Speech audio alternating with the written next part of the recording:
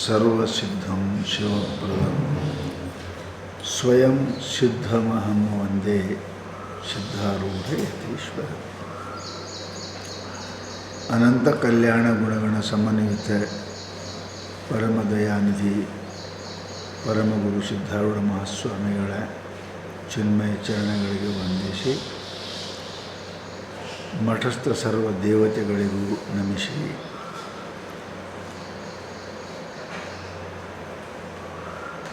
ಗ್ರಂಥಕರ್ತರಾದ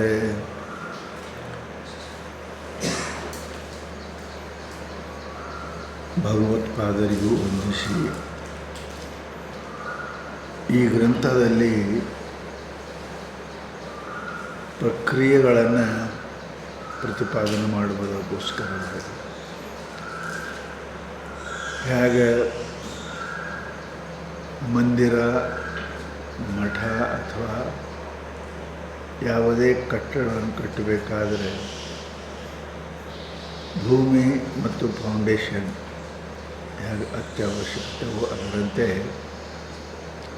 ಮುಮುಕ್ಷು ಮುಕ್ತಿಯನ್ನು ಹೊಂದಲಿಕ್ಕೆ ಸಾಧನ ಚತುಷ್ಟಯಗಳು ಅತ್ಯಂತ ಅವಶ್ಯಕವಾಗಿ ಇರುವುದರಿಂದ ಶ್ರೀ ಶಂಕರ ಭಗವತ್ಪಾದರು ಮನುಷ್ಯನಿಗೆ ಈ ಅಜ್ಞಾನ, ಆವರಣ, ವಿಕ್ಷೇಪಾದಿಗಳು ಇವುಗಳ ಅರಿವು ಆಯಿತು ಅಂದ್ರೆ ಅವ ಪ್ರವೃತ್ತಿ ಆಗ್ತದೆ. ಯಾವ ಮನುಷ್ಯನಿಗೆ ನನಗೆ ಆರೋಗ್ಯ ಇಲ್ಲ ಅಂತ ಗೊತ್ತಾಗ್ತದೆ ಅಥವಾ ನಾ ರೋಗದಿಂದ ಪೀಡಿತನಾಗಿದ್ದೀನಿ ಅಂತ ಗೊತ್ತಾಯಿತು ಅಂದರೆ ಆತ ವೈದ್ಯರನ್ನು ಶೋಧಿಸಲಿಕ್ಕೆ ಪ್ರಯತ್ನ ಮಾಡ್ತಾನೆ. ಅದರಂತೆ ಭಗವತ್ಪಾದರು ನಮಗೆ ಏನು ಹೇಳಬೇಕಂತಾರೆ ಅಂತ ಕೇಳಿದರೆ, ಮನುಷ್ಯನಲ್ಲಿ ಅಜ್ಞಾನಕೃತವಾಗಿರತಕ್ಕಂಥ ನಮ್ಮಲ್ಲಿ ಭಾವನಾ ಅದ. ಶಾಸ್ತ್ರ ಭಾವನಾ ಭವನಾಶಿನಿ. ಮನುಷ್ಯನಿಗೆ ಅಜ್ಞಭಾವ ಬರ್ದಾರ, ದಶಭಾವ ವಿಕೃತನು ಅಂತ ನಿಜಗೂಢರು ಬರ್ದಾರ. ಅಜ್ಞಭಾವದಿಂದನೇ ಅನ್ಯಥಾ ಜ್ಞಾನ ಉಳ್ಳವನಾಗಿ ಆತನು ಅಜರ ಅಮರನಾಗಿದ್ದರೂ ಕೂಡ ನಾನು ಜರಾಮರಣ ಸನ್ನಿಹಿತನು ಅನ್ನತಕ್ಕಂಥ ಭಾವನಾ ಅಲ್ಲಿ ಬಂದದ್ದು. ಈ ಭಾವ ನಿವೃತ್ತಿಗಾಗಿ ಶಾಸ್ತ್ರಗಳು ಪ್ರವೃತ್ತಿಯಾಗಿವೆ, ಮತ್ತೇನಿಲ್ಲ. ಆತ್ಮ ಸದಾ ಅದಾನೆ. ಅವನಿಗೆ ತಪ್ಪು ಭಾವನಾ ಅವ್ಯಾವು ಅಸಂಭಾವನಾ ಅಥವಾ ಅಜ್ಞಾತ ಭಾವನಾ, ವಿಪರೀತ ಭಾವನಾ, ಆಮೇಲೆ ನಾನು ಸಂಶಯ ಭಾವ ಅಂದರೆ ಏನು ಅಂದರೆ ಕಲ್ಪನೆ. ಅದನ್ನು ನಾನು ಹೀಗಿದ್ದೀನಿ ಅಂತ ಕಲ್ಪನೆ ಮಾಡ್ತಾನೆ. ನಾನು ಹೀಗಿಲ್ಲ, ಹಾಗಿದ್ದೀನಿ, ನಾ ಇದ್ದೀನೇ ಇಲ್ಲೋ ಇತ್ಯಾದಿ ಸಂಶಯ, ವಿಪರೀತ ಅಜ್ಞಭಾವನೆ ಮೂಲಕವಾಗಿ ಜೀವನು ಭವದೊಳಗೆ ಬಿದ್ದಾನೆ. ಈ ಭಾವನಾ ಸರಿ ಆಯಿತು ಅಂತ ಕೇಳಿದರೆ ಆತ ನಿತ್ಯ ಮುಕ್ತನೇ ಅದಾನ ಅಂತ ತಿಳ್ಕೊಂಡು ಈಗ ಅವುಗಳನ್ನು ಭಾವನೆಯನ್ನು ಹೇಳಲಿಕ್ಕೆ ಪ್ರಯತ್ನ ಮಾಡ್ತಾರೆ.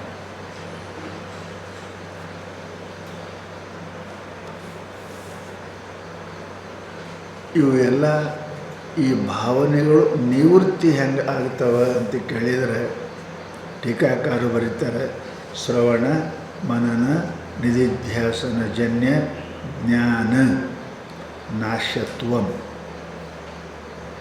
ಈ ಭಾವನೆಗಳು ಹೆಂಗೆ ಹೋಗ್ತವೆ? ಇವು ಶ್ರವಣ ಮನನ ನಿಧಿಧ್ಯಾಸನ.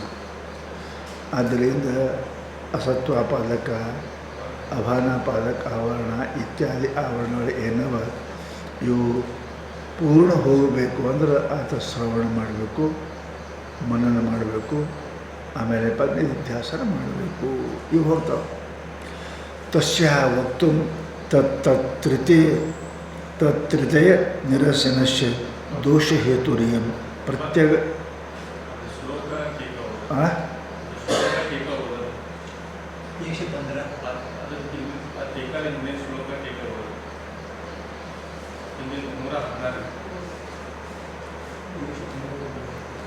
ನೂರ 116 ಹೇಳಬೇಕು. ಹಿಂದಿಂದು ಪ್ರಜ್ಞಾವಾನಪಿ ಮುಗಿದು ಹಿಂಗೆ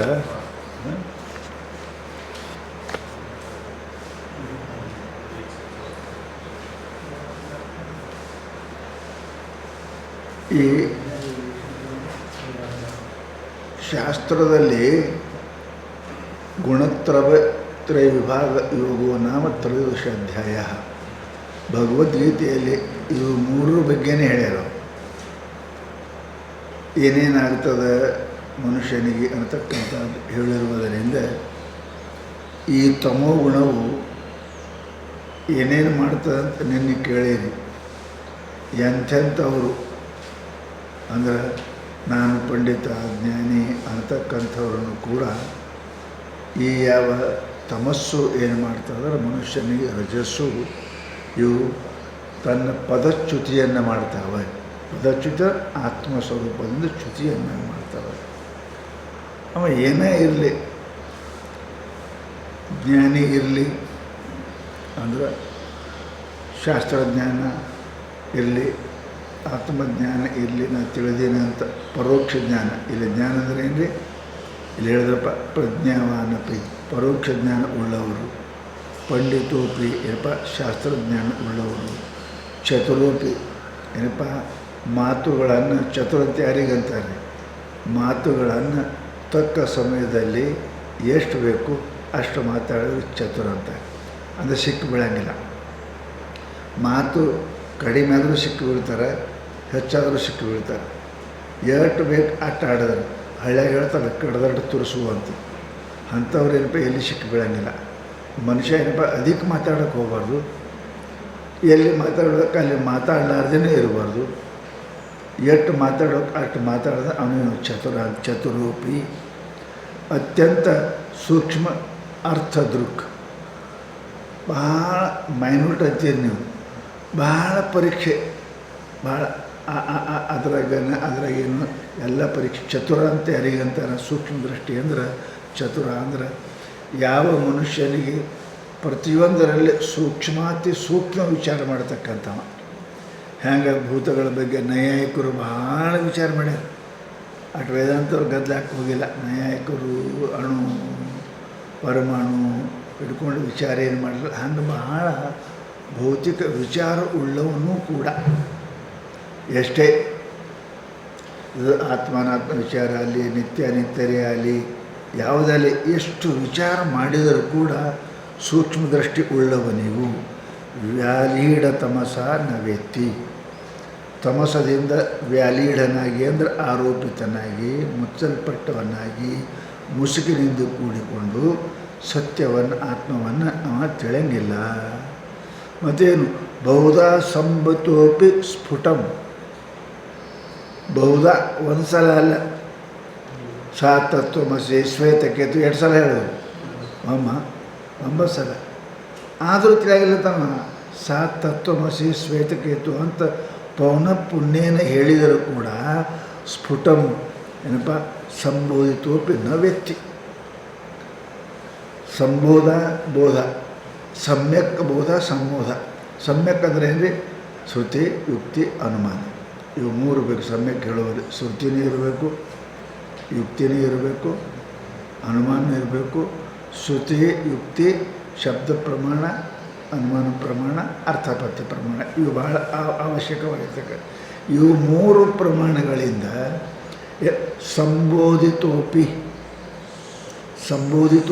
ಬೋಧಿತೋಪಿ ಇಲ್ಲ, ಸಂಬೋಧಿತೋಪಿ ಪ್ರೀತಿಯಿಂದ ಹೇಳಿದರು ಶಿಷ್ಯನಿಗೆ ಅರ್ಥ ಆಗಿ ಇವ ದೇಹಕ್ಕೆ ವಿಲಕ್ಷಣವಾದ ಆತ್ಮನ ಅಂತ ತಿಳ್ಕೊಳ್ಳಿ ಅಂತ ಅತ್ಯಂತ ಪ್ರೇಮದಿಂದ ಸಂಬೋಧಿತೋಪಿ.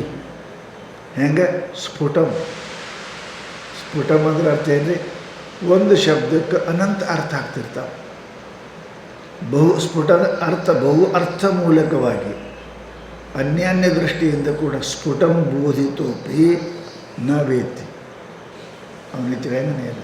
ಯಾಕೆ? ತಮಗುಣ ಅದು. ತಮಗುಣ ಏನು ಮಾಡ್ತಾಯಿದ್ರೆ ಎಷ್ಟು ಹೇಳಿದರು ಏನಾದರೂ ಮುಂದಿನ ಕ್ಲಾಸ್ ಹೋಗೋರಿಗೆ ತಮ್ಮ, ಹಿಂದೆ ಬರೋರಿಗೆ ಅಣ್ಣ, ಅದೇ ಕ್ಲಾಸ್ನಾಗ ಇರ್ತಾನೆ. ಹಿಂದಿನ ಬರೋರಿಗೆ ಅಣ್ಣ ಇರ್ತಾನೆ, ಹೋದವ್ರಿಗೆ ತಮ್ಮ ಇರ್ತಾನೆ. ಕ್ಲಾಸ್ ಅದೇ. ಯಾಕೆ ಯಾವ ಮಾಸ್ತರು ಎಷ್ಟು ಓದಿಸರು ಅವ ಅಲ್ಲೇ ಇರ್ತಾರೆ. ಶಾಲೆಗೆ ಇರ್ತಕ್ಕ ನೆನಪು ಮಾಡ್ತಾರೆ, ಮನೆಗೆ ಹೋದ್ರೆ ಬರೀತಾರೆ. ಅದಕ್ಕೆ ಸಮ್ಯಕ್ ಬೋಧಿತೋಪಿ ಸಂಬೋಧಿತೋಪಿ ಸ್ಫುಟಂ ನ ವೇತ್ತಿ. ಸ್ಪಷ್ಟವಾಗಿ ಏನಪ್ಪ ಅಂದ್ರೆ ಅವ ತಿಳ್ಕೊಳಂಗಿಲ್ಲ.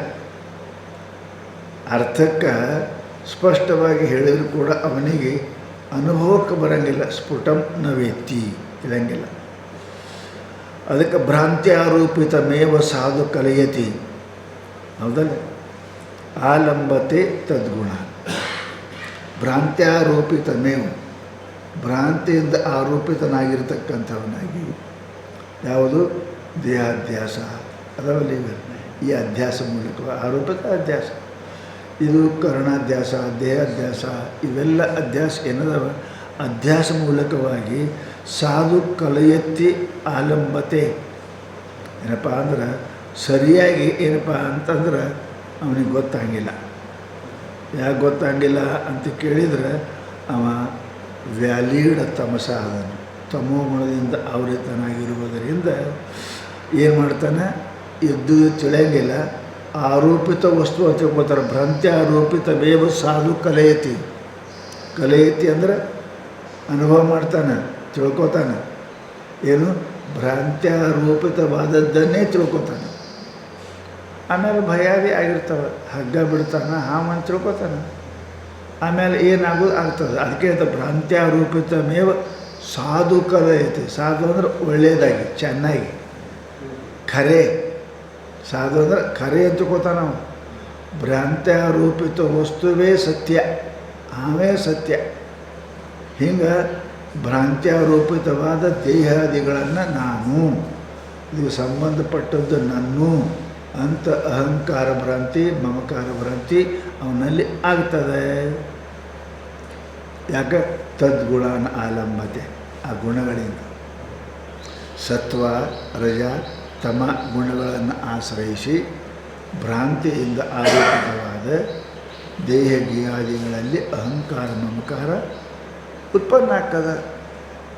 ಇದು ಹಂತ. ಹಂತ ಅಂದ್ರೆ ಆಶ್ಚರ್ಯ, ಕೊಲ್ಲುವಲ್ಲ, ಏನು ಆಶ್ಚರ್ಯದಪ್ಪ ಅಂತಾರೆ. ಹಂತ ಅಸೌ ಪ್ರಬಲ ದುರಂತ ತಮಸ. ಇದು ಹೆಂಗದ, ಬಹಳ ಆಶ್ಚರ್ಯ ಅದರಲ್ಲಿ. ಯಾಕೆ ನಿತ್ಯ ಸ್ವಯಂ ಆತ್ಮ ಇದಕ್ಕೆ ವಿಲಕ್ಷಣಿದ ಅನುಭವ ಮಾಡೀನು. ಅದು ನಿದ್ರೆ ಒಳಗೆ ದೇಹಗೆ ಏನೂ ಇಲ್ಲ, ನಾ ಇದ್ದೀನಿ ಅಂತ ಗೊತ್ತಿದ್ರೂ ವ್ಯಾಲಿಡ ತಮಸ. ಏನಪ್ಪ ಅಂತ ಕೇಳಿದರೆ ಸೂರ್ಯ ಸದಾ ಪ್ರಕಾಶ ಉಳ್ಳವನಿದ್ದರೂ ಕೂಡ ಕಾಣಂಗಿಲ್ಲ ಅಂತ ಮೋಡಗಳಿಂದ ಹೆಂಗೆ ಅವ ಆರೋಪಿತ ಮಾಡ್ತಾನೆ. ಹಾಗೆ ಆತ್ಮ ಸ್ವಯಂ ಪ್ರಕಾಶನು, ಸದಾ ಆನಂದ ರೂಪನು, ಅವ ತ್ರಿಕಾಲ ಅವಧ್ಯನೂ ಇದ್ದರೂ ಕೂಡ ಇವನಿಗೇನಪ್ಪ ಅಂದ್ರೆ ಆತ್ಮ ಜನ್ಮ ಮರಣ ಸುಖ ದುಃಖ ಇವೆಲ್ಲ ಕೂಡಿಕೊಳ್ಳ ಅಂತ ಆಗ್ತದೆ. ಯಾಕೆ ವ್ಯಾಲಿಡ ತಮಸ. ಹೆಂಗೆ ಕಣ್ಣಿಗೆ ಮಾಡ ಮುಚ್ಚಿದ್ರೆ ಸೂರ್ಯಗೆ ಮುಚ್ಚದ ಅಂತ ತಿಳ್ಕೊತಾನೆ, ಹಾಗೆ ಇಂದ್ರಿಯ ಧರ್ಮಾದಿಗಳೆಲ್ಲ ತನ್ನ ಮೇಲೆ ತಿಳ್ಕೊಂಡು ಇವ ಆತ್ಮ ಜನ್ಮ ಮರಣ ಸುಖಿ ದುಃಖಿ ಹಿಂಗೆ ತಿಳ್ಕೊತಾನೆ. ಎಷ್ಟು ಆಶ್ಚರ್ಯ ಅಂತಾರೆ. ಕಣ್ಣಿಗೆ ಮುಚ್ಚೋದು ಸೂರ್ಯಗೆ ಮುಚ್ಚೋದು ಅಂತಂದ್ರೆ ಎಷ್ಟು ಆಶ್ಚರ್ಯ. ನಮಗೆ ಇಲ್ಲಿ ಬೇರೆ ಕಡೆ ಅದ ಬೆಳಕದ. ಅದಕ್ಕಂತಾರೆ ಅವರು ಹಂತ ಅಸೌ ಪ್ರಬಲ ದುರಂತ ತಮಸಃ.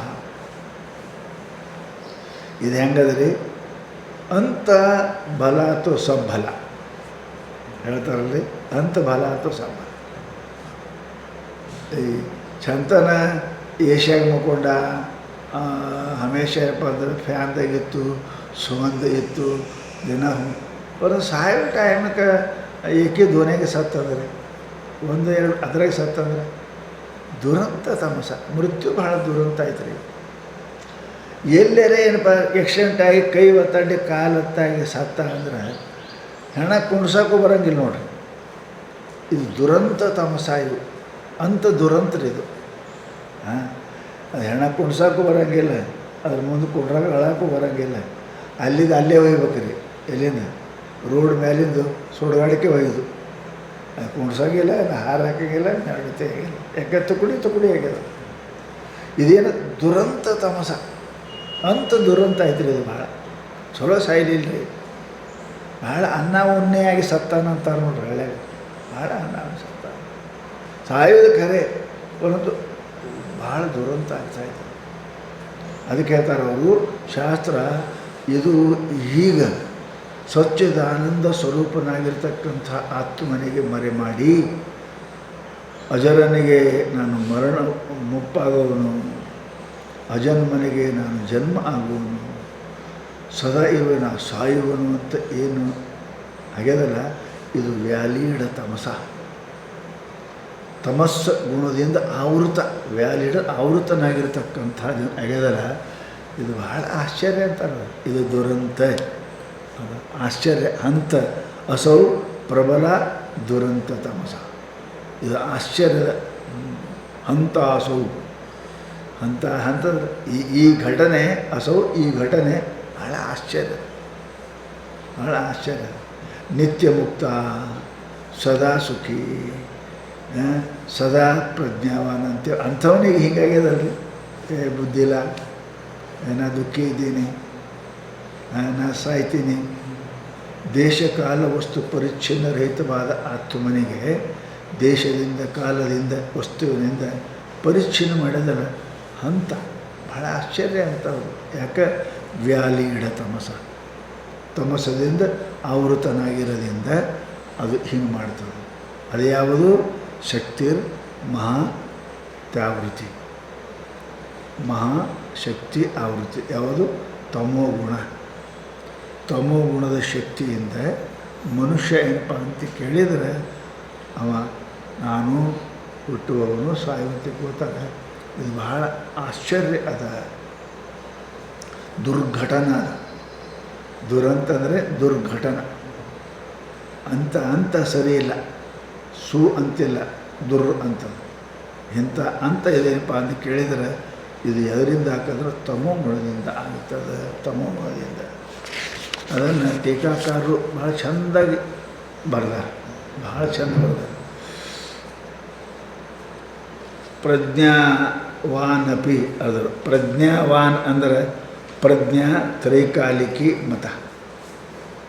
ಪ್ರಜ್ಞಾ ಅಂತ ಅದಕ್ಕಂತಾರೆ ಭಾಳ ಹುಷಾರದನ್ರಿ. ಏನು ಕೇಳೋದು ನೆನಪೇ ಹಂಗಿಲ್ಲ ನನಗೆ. ಹುಷಾರು ಭಾಳ ನೆನಪೇ ಇಲ್ಲ. ಪ್ರಜ್ಞೆ ಅಂತ ತ್ರೈಕಾಲಿಕ ಇರಬೇಕು. ಭೂತ, ವರ್ತಮಾನ, ಭಾವಿ ಸಹಿತ ಕಲ್ಪನೆ ಮಾಡುವ ಶಕ್ತಿ, ಸ್ಮರಣ ಶಕ್ತಿ, ವರ್ತಮಾನ ಶಕ್ತಿ ಇವೆಲ್ಲ ಇರಬೇಕು ಅವನಿಗೆ. ಪ್ರಜ್ಞೆ ಅಂತ ಯಾಕಂತಾರೆ ಪ್ರಕೃಷ್ಟ ಜ್ಞಾನ ಪ್ರಜ್ಞೆ. ಪ್ರಕೃಷ್ಟ ಅಂದರೆ ಭೂತ, ವರ್ತಮಾನ ಎಲ್ಲ ಇರ್ತದೆ. ನಮ್ಮ ನೆನಪೇ ಇಲ್ಲೇ ಅಂತ. ನೆನಪೇ ಇಲ್ಲದೆ ಏನು ಮಾಡಬೇಕು? ಈಗ ಕೇಳುವಾಗ ಅಷ್ಟೇ, ಉಳಿಕೆ ನೆನಪಿರಂಗಿಲ್ಲ. ಅದಕ್ಕೆ ತ್ರೈಕಾಲಿಕಿ ಪ್ರಜ್ಞೆ. ಏನು ಪ್ರಜ್ಞೆ? ತ್ರೈಕಾಲಿಕಿ ಮತ ಇತಿ ಮಾನಾತ್ ಕಾಲತ್ರಯಪಿ ನಿಶ್ಚಲ ಬುದ್ಧಿಮಾನ್ ಇತ್ಯರ್ಥ. ತ್ರೈಕಾಲಿಕ ಅಂದ್ರೇನು? ಕಾಲತ್ರಯೇಪಿ ಅನ್ನಪ್ಪ. ಕಾಲತ್ರಯ ಅಂದ್ರೆ ಅರ್ಥ ಮಾಡಿ. ಭೂತ, ವರ್ತಮಾನ ಮತ್ತು ಹೀಗೆ ಭಾಳ ಮಂದಿ ಈಗ ಸಣ್ಣವರು ಇದ್ದಕ್ಕಿಂತ ಸುದ್ದಿ ಹೇಳ್ತಿರ್ತಾರೆ ನೋಡ್ರಿ. ಅಲ್ಲ, ನಮ್ಮಲ್ಲಿ ಮೂರು ಅದಾವಲ್ಲ: ಬಾಲ್ಯ, ಯೌವನ, ಇದು 3 ಕಾಲ ಅದಾವ. ಬಾಲ್ಯ, ಯೌವನ, ವೃದ್ಧಾಪ್ಯ. ಭಾಳ ಮಂದಿಗೆ ಬಾಲ್ಯಕಾಲದ ಏನಪ್ಪ ಮುಪ್ಪಿನ ನೆನಪು ಇರಂಗಿಲ್ಲ. ಏನೇನೋ ಮಾಡ್ತಿದ್ದೇವಪ್ಪ ಅಂತಾರೆ ಅಷ್ಟೇ. ಒಬ್ಬರಿಗೆ ನೋಡ್ರಿ ಎಲ್ಲ ಆಗಿದ್ರು ಕೂಡ ಒಂದು ಲಂಗೋಟಿ ದೋಸ್ತ ಅಂತ ಇರ್ತಾರೆ. ಭಾಳ ಮುದುಕರಾದ್ರೂ ನೆನಪಿಟ್ಟಿರ್ತಾವೆ. ಅವರು ತ್ರೈಕಾಲಿಕೆ ಅದಾರ. ಸಣ್ಣ ಇರ್ತಕ್ಕ ಕೆಲವೊಬ್ಬರು ಶಾಲೆಗಿದ್ದವ್ರು ನೆನಪು, ಆಡೋರು ನೆನಪಿರಂಗಿಲ್ಲ. ಹುಡುಗರು ಆಡೋರು ಹಿಡ್ಕೊಂಡು, ಶಾಲೆ ಅಂತ ಹಿಡ್ಕೊಂಡು ಆಮೇಲೆ ಮಣ್ಣ ಕೊಂಡ್ರು ತನಕನೂ ಏನು ನೆನಪಿರ್ತಾರೋ ಇವು ತ್ರೈಕಾಲಿಕೆ. ಭಾಳ ಹುಷಾರು ನೆನಪು. ಎಷ್ಟು ನೆನಪದ್ರಿ ನಿಮಗೆ? ಎಷ್ಟು ನೆನಪದ್ರಿ? ಭಾಳ ಮಂದಿಗೆ ಆಗಿದ್ದೇ ನೆನಪಿರ್ತದೆ. ಉಡೆ ಪಾಠ, ಮಾಗೆ ಸಪಾಟ ಹೇಳುವಾಗ ಬರೋಬ್ಬರಿ ಇರ್ತದೆ. ಹೇಳಿ ಮುಗಿಸೋದು ಕೂಡ ಇವತ್ತು ಭಾಳ ಚೆಂದ, ನಾಳೆಗಿಲ್ಲ. ತ್ರೈಕಾಲಿಕಿ ಅದಕ್ಕೆ ಪ್ರಜ್ಞೆ ಅಂತಾರೆ. ಯಾವುದೇ ವಿಷಯದ ಬಗ್ಗೆ ಮನುಷ್ಯರಿಗೆ ಏನಪ್ಪ ಅಂತ ಕೇಳಿದರೆ ಹಿಂದಿಂದು ಈಗಿಂದು ಮುಂದಿನ ತ್ರೈಕಾಲಿಕ, ಮುಂದೆ ಆಗಬಲ್ಲ ಕಲ್ಪನೆ ಮಾಡ್ತಕ್ಕಂಥವ, ಹಿಂದೆ ಆದದ್ದನ್ನು ತಿಳಿದು ಸುಧಾರಿಸವ, ಈ ಸುಧಾರಿಸೋದು ಮುಂದೆ ಉಪಯೋಗ ಮಾಡ್ಕೊಂಡು ಇವು ಬುದ್ಧಿ ಇರ್ತಾವೆ. ಅವಕ್ಕೆ ಏನಪ್ಪ ಅಂದ್ರೆ ತ್ರೈಕಾಲಿಕಿ ಅಂತ ಪ್ರಜ್ಞಾ ಅಂತ. ಅದಕ್ಕೆ ಹೇಳಿದ್ರು ಅವರು ಪ್ರಜ್ಞಾ ತ್ರೈಕಾಲಿಕಿ ಮತ ಇತಿ ಮಾನಾತ್ ಕಾಲತ್ರಯೇಪಿ ನಿಶ್ಚಲ ಬುದ್ಧಿಮಾನ್ ಇತ್ಯರ್ಥ. ಕಾಲತ್ರಯೇಪಿ ಯಾವಾಗಲೂ ನಿಶ್ಚಲ ಬುದ್ಧಿ, ಹ್ಞೂ ಅಂತಾನೆ ಒಂದು ತಾಸಿಗೆ ಇಲ್ಲ ಅಂತ ಅವ್ನು ನಿಶ್ಚಯನೇ ಇರೋಂಗಿಲ್ಲ. ಆಯ್ದಾಯ್ತು ಮಾಡ್ತೀನಿ ಈಗ ಅಂತಾನೆ ಪೂರ ಇವತ್ತು ಪೂರ ಕಂಠೆ ಮಾಡೋದು ಅಂತಾನೆ, ಮತ್ತು ಲಂಠೆ ಇರ್ತಾನೆ, ಮಾಡೋಂಗಿಲ್ಲ, ಕಂಠೆ ಮಾಡೋಂಗಿಲ್ಲ. ಪ್ರಜ್ಞೆ ಸ್ಥಿರ ಇಲ್ಲ. ಸ್ಥಿರ ಇದ್ದರೆ ಕಾರ್ಯ ಆಗ್ತದೆ, ಸ್ಥಿರ ಇಲ್ಲ ಅಂದರೆ ಕಾರ್ಯ ಆಗೋದಿಲ್ಲ. ಅದಕ್ಕೆ ಅಂತಾರೆ ಅವರು ಕಾಲತ್ರಯೇಪಿ, ಭೂತ ವರ್ತಮಾನ ಭಾವಿ ಕಾಲದಲ್ಲಿ, ನಿನ್ನ ಇವತ್ತು ನಾಳೆಗೆ ಕಾಲ ಆದ ಕಾಲ. ಅದಕ್ಕೆ ಕಾಲತ್ರಯೇಪಿ ನಿಶ್ಚಲಾಮತಿ. ಯಾರ ಬುದ್ಧಿ ಏನಪ್ಪ ಅಳಿಗಾಡಂಗಿಲ್ಲ, ಯಾವ ವಿಷಯದ ಬಗ್ಗೆ ಅವ ಪ್ರಜ್ಞೆ ಮಾಡಿರ್ತಾನೆ, ವಿಚಾರ ಮಾಡಿರ್ತಾನೆ, ಅದನ್ನು ನಡೆಸೋದಕ್ಕೆ ಪ್ರಜ್ಞೆ ಅಂತಾರೆ. ವಿಚಾರ ಮಾಡ್ತಾರೆ ಬಿಡ್ತಾವ ಅನ್ನೋದು, ಅದಕ್ಕೆ ಪ್ರಜ್ಞೆ ಅನ್ನಂಗಿಲ್ಲ. ಅದಕ್ಕೆ ಪ್ರಜ್ಞಾವ ಕಾಲತ್ರಯೇಪಿ ನಿಶ್ಚಲ ಮತಿ ಇತ್ಯರ್ಥ. ಒಂದು ಇಂಥವ್ರಿಗೂ ಕೂಡ ಅದು ತಮಸ್ಸ ಮಾಡ್ತದೆ, ಇಂಥವ್ರಿಗೆ ಕೂಡ ತಮಸ್ಸ ವ್ಯಾಲಿಡ, ಅದು ಅವ್ರಿಗೆ ಮುಸ್ತದೆ. ಇನ್ನು ಸೋಪಿ ಪಂಡಿತೋಪಿ, ಪ್ರಜ್ಞಾವಾನ್ ಅಂದ್ರೆ ಮತ್ತು ಪಂಡಿತ ಅಂದರೆ ಯಾರು? ಪಂಡಿತ ಅಂದ್ರೆ ಶಾಸ್ತ್ರಜ್ಞಾನವಾನ್. ಶಾಸ್ತ್ರಜ್ಞಾನ ಮತ್ತು ಪ್ರಜ್ಞೆ ಅದು ಅಪರೋಕ್ಷ ಜ್ಞಾನ, ಇದು ಪರೋಕ್ಷ ಜ್ಞಾನ. ಪಂಡಿತ ಏನೈತೆ ಇವು ಪರೋಕ್ಷ ಜ್ಞಾನ ಇರ್ತದೆ. ಅದು ಅಲ್ಲ, ಭಾಳ ಚಂದ ಕಾಶಾಗಿ ಹೇಳ್ತಾರೆ, ಅವರಿಗೆಲ್ಲ ಹೇಳ್ತಾರೆ ಶಾಸ್ತ್ರ ಹೇಳ್ತಾ. ಅವ್ರಿಗೇನೋ ಒಂದು ಸಾಮಾನು ಗೊತ್ತಿರೋಂಗಿಲ್ಲ, ಅವ್ರಿಗೆ ಗೊತ್ತೇ ಇರೋಂಗಿಲ್ಲ. ಅವರು ಪಂಡಿತರದಾರ, ಪ್ರಜ್ಞಾವಾನ ಇಲ್ಲ. ಯಾಕೆ ನೋಡೇ ಇಲ್ಲ ಅವರು. ಕಳ್ಳಿಗಿಡ ಎಷ್ಟು ದೊಡ್ಡದಿರ್ತದೆ ಅಂತ ಕೇಳ್ತಾರೆ. ಕಳ್ಳಿಗಿಡ ಯಾಕೆ ಗೊತ್ತಿಲ್ಲ ಅವರಿಗೆ ಶಾಸ್ತ್ರ. ಅವರು ಪ್ರಜ್ಞಾವಾನ ಇಲ್ಲ, ಪಂಡಿತರದಾರ, ಪ್ರಜ್ಞಾವಾನ ಇಲ್ಲ. ಅದಕ್ಕಂತಾರೆ ಅವರು ಪಂಡಿತೋಪಿ, ಶಾಸ್ತ್ರಜ್ಞಾನ ಉಳ್ಳವನಾದರೂ ಕೂಡ ಭಾಳ ಎಲ್ಲ ಕಂಠದ ಅಷ್ಟು ಶಾಸ್ತ್ರ, ಕಂಠದ ನ್ಯಾಯಶಾಸ್ತ್ರ, ವೇದಾಂತ ಶಾಸ್ತ್ರ, ಅವನೇನಪ್ಪ ಅಂದ್ರೆ ಸಾಂಖ್ಯಶಾಸ್ತ್ರ, ಎಲ್ಲ ಶಾಸ್ತ್ರ ಕಂಠದ ಅವನಿಗೆ. ಪಂಡಿತೋಪಿ, ಪಂಡಿತರ ಶಾಸ್ತ್ರಜ್ಞಾನ ಉಳ್ಳವನಾದರೂ ಕೂಡ ಪರೋಕ್ಷಂ ಪಂಡ ಸಾಶ್ಯ ಸಂಜಾತೀತಿ ಪಂಡಿತ. ಏನಪ್ಪ ಅಂದ್ರೆ ಪರೋಕ್ಷ ಜ್ಞಾನಕ್ಕೆ ಈ ಪಂಡಿತರಂತ ನೋಡಿ, ಪರೋಕ್ಷ ಜ್ಞಾನ ಉಳ್ಳವರು. ಶಾಸ್ತ್ರ ಎಲ್ಲ ಹೇಳ್ತಾರೆ, ದೃಷ್ಟದೆಲ್ಲ ಹೇಳ್ತಾರೆ, ಅವ್ರಿಗೆ ಇರೋಂಗಿಲ್ಲ. ಜ್ಞಾನಿ ಅವನಿಗೆ ಅಪರೋಕ್ಷ ಜ್ಞಾನ ಇರ್ತದೆ, ಪಂಡಿತಿಗೆ ಅಪರೋಕ್ಷ ಜ್ಞಾನ ಆಗಿಲ್ಲ, ಶಬ್ದ ಜ್ಞಾನ ಇರ್ತದೆ, ಬ್ರಹ್ಮ ಶಬ್ದ ಜ್ಞಾನ ಅವನಿಗೆ. ಅದಕ್ಕೆ ಹೇಳ್ತಾರೆ ಅವರು ಪರೋಕ್ಷಂ ಪಂಡ, ಪರೋಕ್ಷ ಜ್ಞಾನ ಉಳ್ಳವರಿಗೆ ಹೇಳ್ತಾರೆ ಸಾಹಸ್ಯ ಸಂಜಾತ ಇತಿ ಪಂಡಿತ. ಪರೋಕ್ಷ ಜ್ಞಾನ ಉಳ್ಳವನಿಗೆ ಪಂಡಿತ ಅನ್ನಬೇಕು. ತಥಾ ವಿಧೋಪಿ ಚತುರೋಪಿ, ಹಂಗೆ ಪರೋಕ್ಷ ಜ್ಞಾನ ಉಳ್ಳ ಚತುರನಾಗಿದ್ದರೂ ಕೂಡ, ಚತುರ ಅಂದ್ರೇನು? ಊಹಾಪೋ ವಿಚಕ್ಷಣೋಪಿ. ಅದಕ್ಕೆ ಹೇಳಿದ್ರೆ ಚತುರ ಅಂದ್ರೇನು? ಊಹಾಪೋ ವಿಚಕ್ಷಣೋಪಿ. ಕಲ್ಪನೆಗಳನ್ನು ಮಾಡಲಿಕ್ಕೆ ಯಾವ ವಿಚಕ್ಷಣ ಅದನ್ನು ಅವನಿಗೆ ಚತುರ ಅಂತ, ಪಂಡಿತ ಅಂತ. ಅದ್ರ ಮೇಲೆ ವಕೀಲರು ಪಂಡಿತರಿರ್ತಾರೆ ನೋಡಿ, ಭಾಳ ಚತುರ ಇರ್ತಾರೆ, ಮಾತಾಡಿದ ಮಾತೇ ಹಿಡಿತಾರೆ, ಚತುರ ಇರ್ತಾರೆ. ಅದಕ್ಕೆ ಚತುರ ಇದ್ದವನೇ ಒಳ್ಳೆ ಚಲೋ ವಕೀಲ ಆಗ್ತಾನೆ. ಅದಕ್ಕೆ ಅಂತ ಅವರು ಇಂಥ ಇದ್ದರು, ಪಂಡಿತನಾಗಿದ್ದರು ಅಂದರೆ ಊಹಾಪೋಹದಲ್ಲಿ ಚತುರನಾಗಿದ್ದರು, ಕಲ್ಪನೆ ಮಾಡುವಲ್ಲಿ ಮಾತನ್ನು ನೋಡಿ ಕೇಳಿ ಮುಟ್ಟಿ ಕಲ್ಪನೆ ಮಾಡ್ತಕ್ಕಂಥದ್ದು ಏನು ಶಕ್ತಿ ಇರ್ತದೆ ಅದು ಎಲ್ಲರಿಗೂ ಬರೋಂಗಿಲ್ಲ. ಅವರಿಗೆ ನಾವು ಚತುರ ಪಂಡಿತ ಅಂತೇಳಿ. ಅತ್ಯಂತ ಸೂಕ್ಷ್ಮಾರ್ಥ ದೃಕ್ ಪ್ರಜ್ಞಾ ಪಾಂಡಿತ್ಯ ಚಾತುರ್ಯಾಣ ಅತ್ಯಂತ ಸೂಕ್ಷ್ಮಾರ್ಥ ದೃಕ್ಕತ್ವೇ ಹೇತುತ್ವಂ ಜ್ಞೇಯ. ಸೂಕ್ಷ್ಮ ದೃಷ್ಟಿ ಅಂದರೆ ಏನು? ಮತ್ತೆ ಮೇಲೆ ಅಂದ್ರಲ್ಲ, ಸೂಕ್ಷ್ಮ ದೃಷ್ಟಿ ಅಂದರೆ ಏನು ರೀ? ಹೌದು ರೀ, ತಿಳಿದಾರ ವಕೀಲರು ಎಲ್ಲನೂ ಕೂಡ ಪೂರ ಇಬ್ಬರು ಚತುರರೇ ಮಾತಾಡ್ತಾರಲ್ಲ, ಚತುರನೇ ಹೇಳ್ತಾರೆ. ನಿರ್ಣಯ ಅವನು ಭಾಳ ಸೂಕ್ಷ್ಮ ದೃಷ್ಟಿ. ಇಬ್ಬರು ಮಾತು ಕೇಳಿ ಯಾವ ಮಾತ ಎಲ್ಲಿ ಅದ ಅಂತ ವಿಚಾರ ಮಾಡಿ ನ್ಯಾಯ ಕೊಡ್ತಾನಲ್ಲ, ಅವ ಚತುರ ಇರ್ತಾರೆ. ಇವರು ಪಂಡಿತರದಾರ ಇಬ್ಬರು. ಯಾರು? ಇಬ್ಬರು ವಕೀಲರು ಪಂಡಿತರು. ಲಾದಾಗ ಹೇಳ್ಯದ ಎರಡೂ ಹೇಳ್ತಾರೆ ಇಬ್ಬರು. ಇದಕ್ಕೆ ನಿರ್ಣಯ ಕೊಡಮ್ಮ, ವಾದ ಇಬ್ಬರು ಹೇಳಕೈತಾರೆ. ಅವ ಚತುರ ಇರ್ಬೇಕು ರೀ. ನ್ಯಾಯವಾದಿ ಚತುರ ಇರ್ತಾನೆ, ವಕೀಲರು ಪಂಡಿತರಿರ್ತಾರೆ. ಅದಕ್ಕೆ ಹೇಳ್ತಾರೆ ಇಷ್ಟು ಸೂಕ್ಷ್ಮ ಅವರಿಬ್ಬರ ಮಾತಿನಲ್ಲಿ ನಿರ್ಣಯ ಮಾಡ್ತಕ್ಕಂಥ ಶಕ್ತಿ ಅವನಿಗೆ ಜಡ್ಜಿನಿಗೆ ಇರ್ತದೆ. ಅದಕ್ಕೆ ಹೇಳ್ತಾರೆ ಅವರು ಚತುರೂಪಿ. ಪಂಡಿತ ಇದ್ದರೂ ಕೂಡ ಚತುರೂಪಿ. ಅವನಿಗೆ ಇಂಥ ಹೆಂಗಿರ್ತಾನ? ಅತ್ಯಂತ ಸೂಕ್ಷ್ಮ ದೃಷ್ಟಿ. ಅವನು ಹೆಂಗದಾನ? ಜಡ್ಜ್ ಹೆಂಗನ? ಅತ್ಯಂತ ಸೂಕ್ಷ್ಮ ದೃಷ್ಟಿ. ಎರಡೂ ತೌಲನಾತ್ಮಕ ವಿಚಾರ ಮಾಡ್ತಾನೆ. ತೌಲನಾತ್ಮಕ ವಿಚಾರವನ್ನು ಮಾಡಿ ಎಲ್ಲಿ ಹೆಚ್ಚು ಕಡಿಮೆ ಅದ ಅಂತ ಕಂಡು ಹಿಡಿತಕ್ಕಂಥದ್ದು ಸೂಕ್ಷ್ಮ ದೃಷ್ಟಿ ಅದ. ಇಬ್ಬರೂ ಒಂದೇ ಲಾ ಬುಕ್ ನೋಡಿನೇ, ಸಂವಿಧಾನ ನೋಡಿನೇ ವಾದ ಮಾಡ್ತಾರೆ. ಇಲ್ಲ ನಾವು ಸಂವಿಧಾನ ಪ್ರಕಾರ ಹೇಳ್ತಾನೆ, ಅದನ್ನು ಸಂವಿಧಾನ ಇವೆರಡರಲ್ಲಿ ತೆಗೆದುಕಾರ ಭಾಳ ಸೂಕ್ಷ್ಮ ದೃಷ್ಟಿ ಬೇಕು. ಅವನಿಗೆ ನ್ಯಾಯವಾದಿ ಅಂತ, ಅವನಿಗೆ ಜಡ್ಜ್ ಅಂತ. ಜಡ್ಜ್ ಅಂದರೆ ಏನ್ರಿ? ನಿರ್ಣಯ. ಜಡ್ಜ್ಮೆಂಟ್ ಏನಾಯ್ತು ಅಂತ ಕೇಳ್ದ, ನಿರ್ಣಯ ಮಾಡೋಣ ಕಡೆಗೆ. ಅವ ಭಾಳ ಸೂಕ್ಷ್ಮ ದೃಷ್ಟಿ ಇರಬೇಕು. ಅದಕ್ಕೆ ಹೇಳ್ತಾರೆ ಅವರು ಅತ್ಯಂತ ಸೂಕ್ಷ್ಮಾರ್ಥ ಪ್ರಜ್ಞಾ ಪಾಂಡಿತ್ಯ ಚಾತುರ್ಯಾಣ. ಪ್ರಜ್ಞಾವಾನ, ಪಂಡಿತ ಇವರೆಲ್ಲದರಲ್ಲಿ ಚಾತುರ್ಯವಾಣ. ಅತ್ಯಂತ ಸೂಕ್ಷ್ಮಾರ್ಥ ದೃಕ್ತ್ವೇ ಹೇತುತ್ವಂ ಧ್ಯೇಯಂ. ಪಂಡಿತರೊಳಗೆ, ಜ್ಞಾನಿಯೊಳಗೆ ಇವೆರಡರಲ್ಲಿ ಇವೆರಡೂ ಶಾಣ್ಯರೇ ಅದಾರ. ಇವರಲ್ಲಿ ನಿರ್ಣಯ ಮಾಡೋದು ಅಂದ್ರೆ ಬಹಳ ಸೂಕ್ಷ್ಮ ದೃಷ್ಟಿ ಉಳ್ಳವಿರಬೇಕು. ಪ್ರತಿ ಶಬ್ದದ, ಪ್ರತಿ ಅಕ್ಷರದ, ಹೆಂಗ್ರಿ?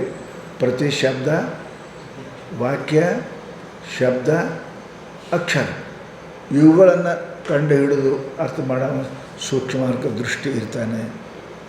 ಒಂದು ಸರ್ವದಾ ನಿಶ್ಚಲ ಬುದ್ಧಿಮತ ಶಾಸ್ತ್ರ ಸಹಾಯೇನ ಊಹಾಪೋಹಕೌಶಲೇನ ಚ ಅತ್ಯಂತ ಸೂಕ್ಷ್ಮಾನ್ ಪದಾರ್ಥಾನಪಿ ಗ್ರಹಿತು ಶಕ್ಯತ್ವಾತ್. ಈ ಸೂಕ್ಷ್ಮ ದೃಷ್ಟಿ ಹೆಂಗೆ ಬರ್ತದೆ ರೀ? ಸೂಕ್ಷ್ಮ ದೃಷ್ಟಿ ಹೆಂಗೆ ಬರ್ತದೆ? ಇಬ್ಬರು ಅದೇ ವಾದವನ್ನು, ಅದೇ ವೇದವನ್ನು, ಸಂವಿಧಾನ ಕುರಿತೇ ವಾದ ಮಾಡ್ಯಾರ. ನಿರ್ಣಯ ಮಾಡ್ತಕ್ಕಂಥ ಸೂಕ್ಷ್ಮ ದೃಷ್ಟಿ ಇರೋದು ಹೆಂಗೆ ಬರ್ತದೆ? ಅದಕ್ಕೆ ಹೇಳ್ತಾರೆ ಅವ್ರು ಹೆಂಗೆ? ಸರ್ವದಾ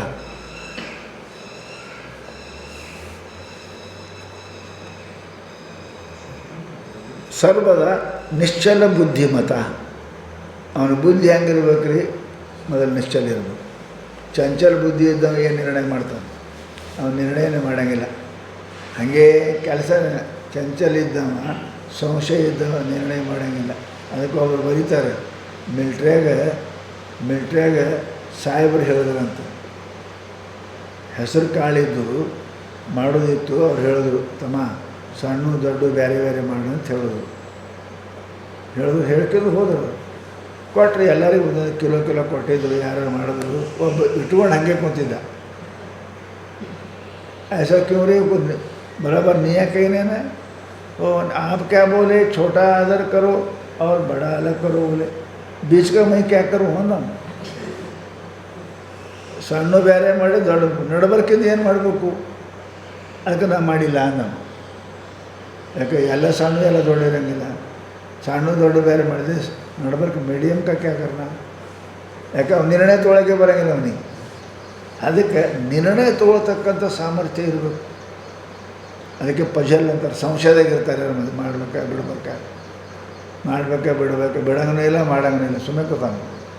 ಅದಕ್ಕೆ ಸಂಶಯ ಭಾಳ ಕೆಟ್ಟ ಅಂತಾರೆ. ಉಳ್ಕಿವೆಲ್ಲ ಚಲೋ. ಸಂಶಯ ಭಾಳ ಕೆಟ್ಟ. ಸಂಶಯಾತ್ಮ ವಿನಶ್ಯತಿ. ಅದಕ್ಕೆ ಹೇಳಿದ್ರೆ ಅವ್ರೇನಪ್ಪ ಅಂತಂದ್ರೆ ಸರ್ವದ ನಿಶ್ಚಲ ಬುದ್ಧಿಮತ, ನಿಶ್ಚಲ ಬುದ್ಧಿ, ಶಾಸ್ತ್ರ ಸಾಯಿ ಏನು ಏನಪ್ಪ ಅಂದ್ರೆ ಊಹಾಪೋಹ ಕೌಶಲೇನ ಸೂಕ್ಷ್ಮದೃಷ್ಟಿ ಅಂತ ಅದಕ್ಕಂತಾರೆ ಹೇಳಕತ್ತಾರೆ ಅವರು. ಸರ್ವದಾ ನಿಶ್ಚಲ ಬುದ್ಧಿವಂತ ಮನುಷ್ಯ, ನಿರ್ಣಯ ತೋಳೋ ಮನುಷ್ಯ ಭಾಳ ಸಂಶಯದ ಇರಬಾರ್ದು ರೀ. ಹೌದಲ್ಲ, ಶಾಂತ ಇರ್ತಾನೆ, ಬುದ್ಧಿ ಶಾಂತಿ ಇರ್ತಾನೆ. ಸಮಾಧಾನ ಬುದ್ಧಿಯೊಳಗನೆ ಏನಾರ ನಿರ್ಣಯ ಬರ್ತದೆ. ಹೌದಲ್ಲ, ಚಂಚಲ ಬುದ್ಧಿಯೊಳಗೆ ನಿರ್ಣಯ ಬರೋಂಗಿಲ್ಲ. ಅದಕ್ಕೆ ಬುದ್ಧಿ ಏನಪ್ಪ ಅಂದ್ರೆ ಹೇಳ್ತಾರೆ ಅಂದ್ರೆ ಅವರು ಸರ್ವ ನಿಶ್ಚಲ ಬುದ್ಧಿಮತ.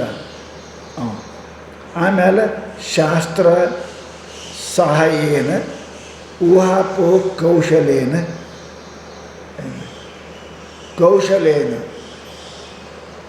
ಊಹಾಪೋಹ ಕೌಶಲೇನ ಒಂದು ಅರ್ಥ. ಆಮೇಲೆ ಏನಪ್ಪ ಅಂತ ಕೇಳಿದ್ರೆ ಅವರು ಶಾಸ್ತ್ರ ಸಹಾಯೇನ. ಈಗ ಹುಡುಗ 8-2-16 ಹೌದು, 8-2-16 ಹುಡುಗರು ಬೆಳೆದರು 12, 13, 14 ಕೂಡ್ಸಪ್ಪ ಅಂತ ಅವನಿಗೆ ಶಾಲೆಗೆ ಹೋಗಿಲ್ಲ, ಹತ್ರ ತಗ ಮುಗ್ಗಿನೇ ಬರೋಂಗಿಲ್ಲ, ಅವ ಕೂಡಿಸ್ತಾನೇನು ಕಲಿತಾನೇನು. ಪರಂತು ಏನಪ್ಪ ಅಂತ ಕೇಳಿದ್ರೆ ಅವ ಆ ಕಡೆ ಈ ಕಡೆ ನೋಡ್ದ, ಮಗ್ಗದ ನೋಡ್ಕೊಂಡು ಕೆಳಗೆ ಬಂದ ಇಷ್ಟಾಯಿತು. ಮನುಷ್ಯನಿಗೆ ಗುರುತಾಗಿಲ್ಲ ಖರೆ, ಮತ್ತು ಶಾಣ್ಯಾರೇ ಅದ ನಾವು ಊಹಾಪೋಹ ಮಾಡ್ತಾನೆ. ಜಗತ್ತಿನೊಳಗೆ ನಿರ್ಣಯ ಯಾವುದೇ ಆಗಲಿ ಅಂತ ಕೇಳಿದರೆ ಊಹಾಪೋಹ ಇಲ್ಲದೇ ಇನ್ನೊಬ್ರದ್ದು ಮೂಡಿ ಮಾಡ್ದ ಅಂತಂದ್ರೆ ಸಿಕ್ಕೊಂಡು ಬೀಳ್ತಾನೆ. ಅವನು ಸ್ವತಃ ವಿಚಾರ ಮಾಡ್ದ, ಊಹಾಪೋಹ ಮಾಡಿ ನಿತ್ಯ ಅನಿತ್ಯ, ಯೋಗ್ಯ ಅಯೋಗ್ಯ ಇದು ನಿರ್ಣಯ ಮಾಡ್ದ, ಅವನು ಸುಖ ಸಿಗ್ತದೆ. ಇಲ್ಲ ಅಂತಂದ್ರೆ ಅವನು ಸುಖ ಸಿಗುವುದಿಲ್ಲ. ಶಾಸ್ತ್ರ ಅದಕ್ಕೆ ಹೇಳ್ತಾರೆ, ಅದಕ್ಕೆ ಹೆಂಗಿರಬೇಕು ಉತ್ಪನ್ನ ಕೇಳ್ತಾರೆ. ಶಾಸ್ತ್ರ ಸೂಕ್ಷ್ಮ ದೃಷ್ಟಿ ಅಂದರೆ ಅಂತ ಅದಕ್ಕಂತಾರೆ ಹೇಳ್ತಾರೆ. ಅದು ಸರ್ವದಾ ನಿಶ್ಚಲ ಬುದ್ಧಿಮತ. ಬುದ್ಧಿ ಹೆಂಗಿರ್ಬೇಕು ರೀ? ಸ್ಥಿರ ಇರಬೇಕು. ಯಾರ ಬುದ್ಧಿ ಸ್ಥಿರ ಇಲ್ಲ ಅವನ ನಿರ್ಣಯ ತೊಗೊಳಕ್ಕೆ ಬರಂಗಿಲ್ಲ. ಮೊದಲೇ ಮಾತು, ಬುದ್ಧಿ ಏನಿರಬೇಕು? ನಿಶ್ಚಲ ಇರಬೇಕು, ಚಂಚಲ ಇರಬಾರ್ದು. ಒಂದನೇದು. ಎರಡನೇದು ಶಾಸ್ತ್ರ ಸಹಾಯೇನ, ಶಾಸ್ತ್ರದ ಮೂಲಕವಾಗಿ ತರ್ಕವನ್ನು ಮಾಡಬೇಕು. ವಿವೇಕ ಅದಕ್ಕಂತಾರೆ ಶಾಂತ ಬುದ್ಧಿ ಇರಬೇಕು.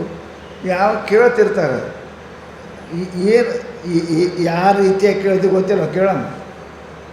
ಅದು ಶಾಸ್ತ್ರ ಸಹಾಯ ಇರಬೇಕು. ಅದಕ್ಕೆ ಪ್ರಶ್ನೆ ಮಾಡ್ತೀವಿ, ಜಗತ್ತ ಇದು ಸತ್ಯದ ಯಾರು ಹೇಳ್ಯಾರ?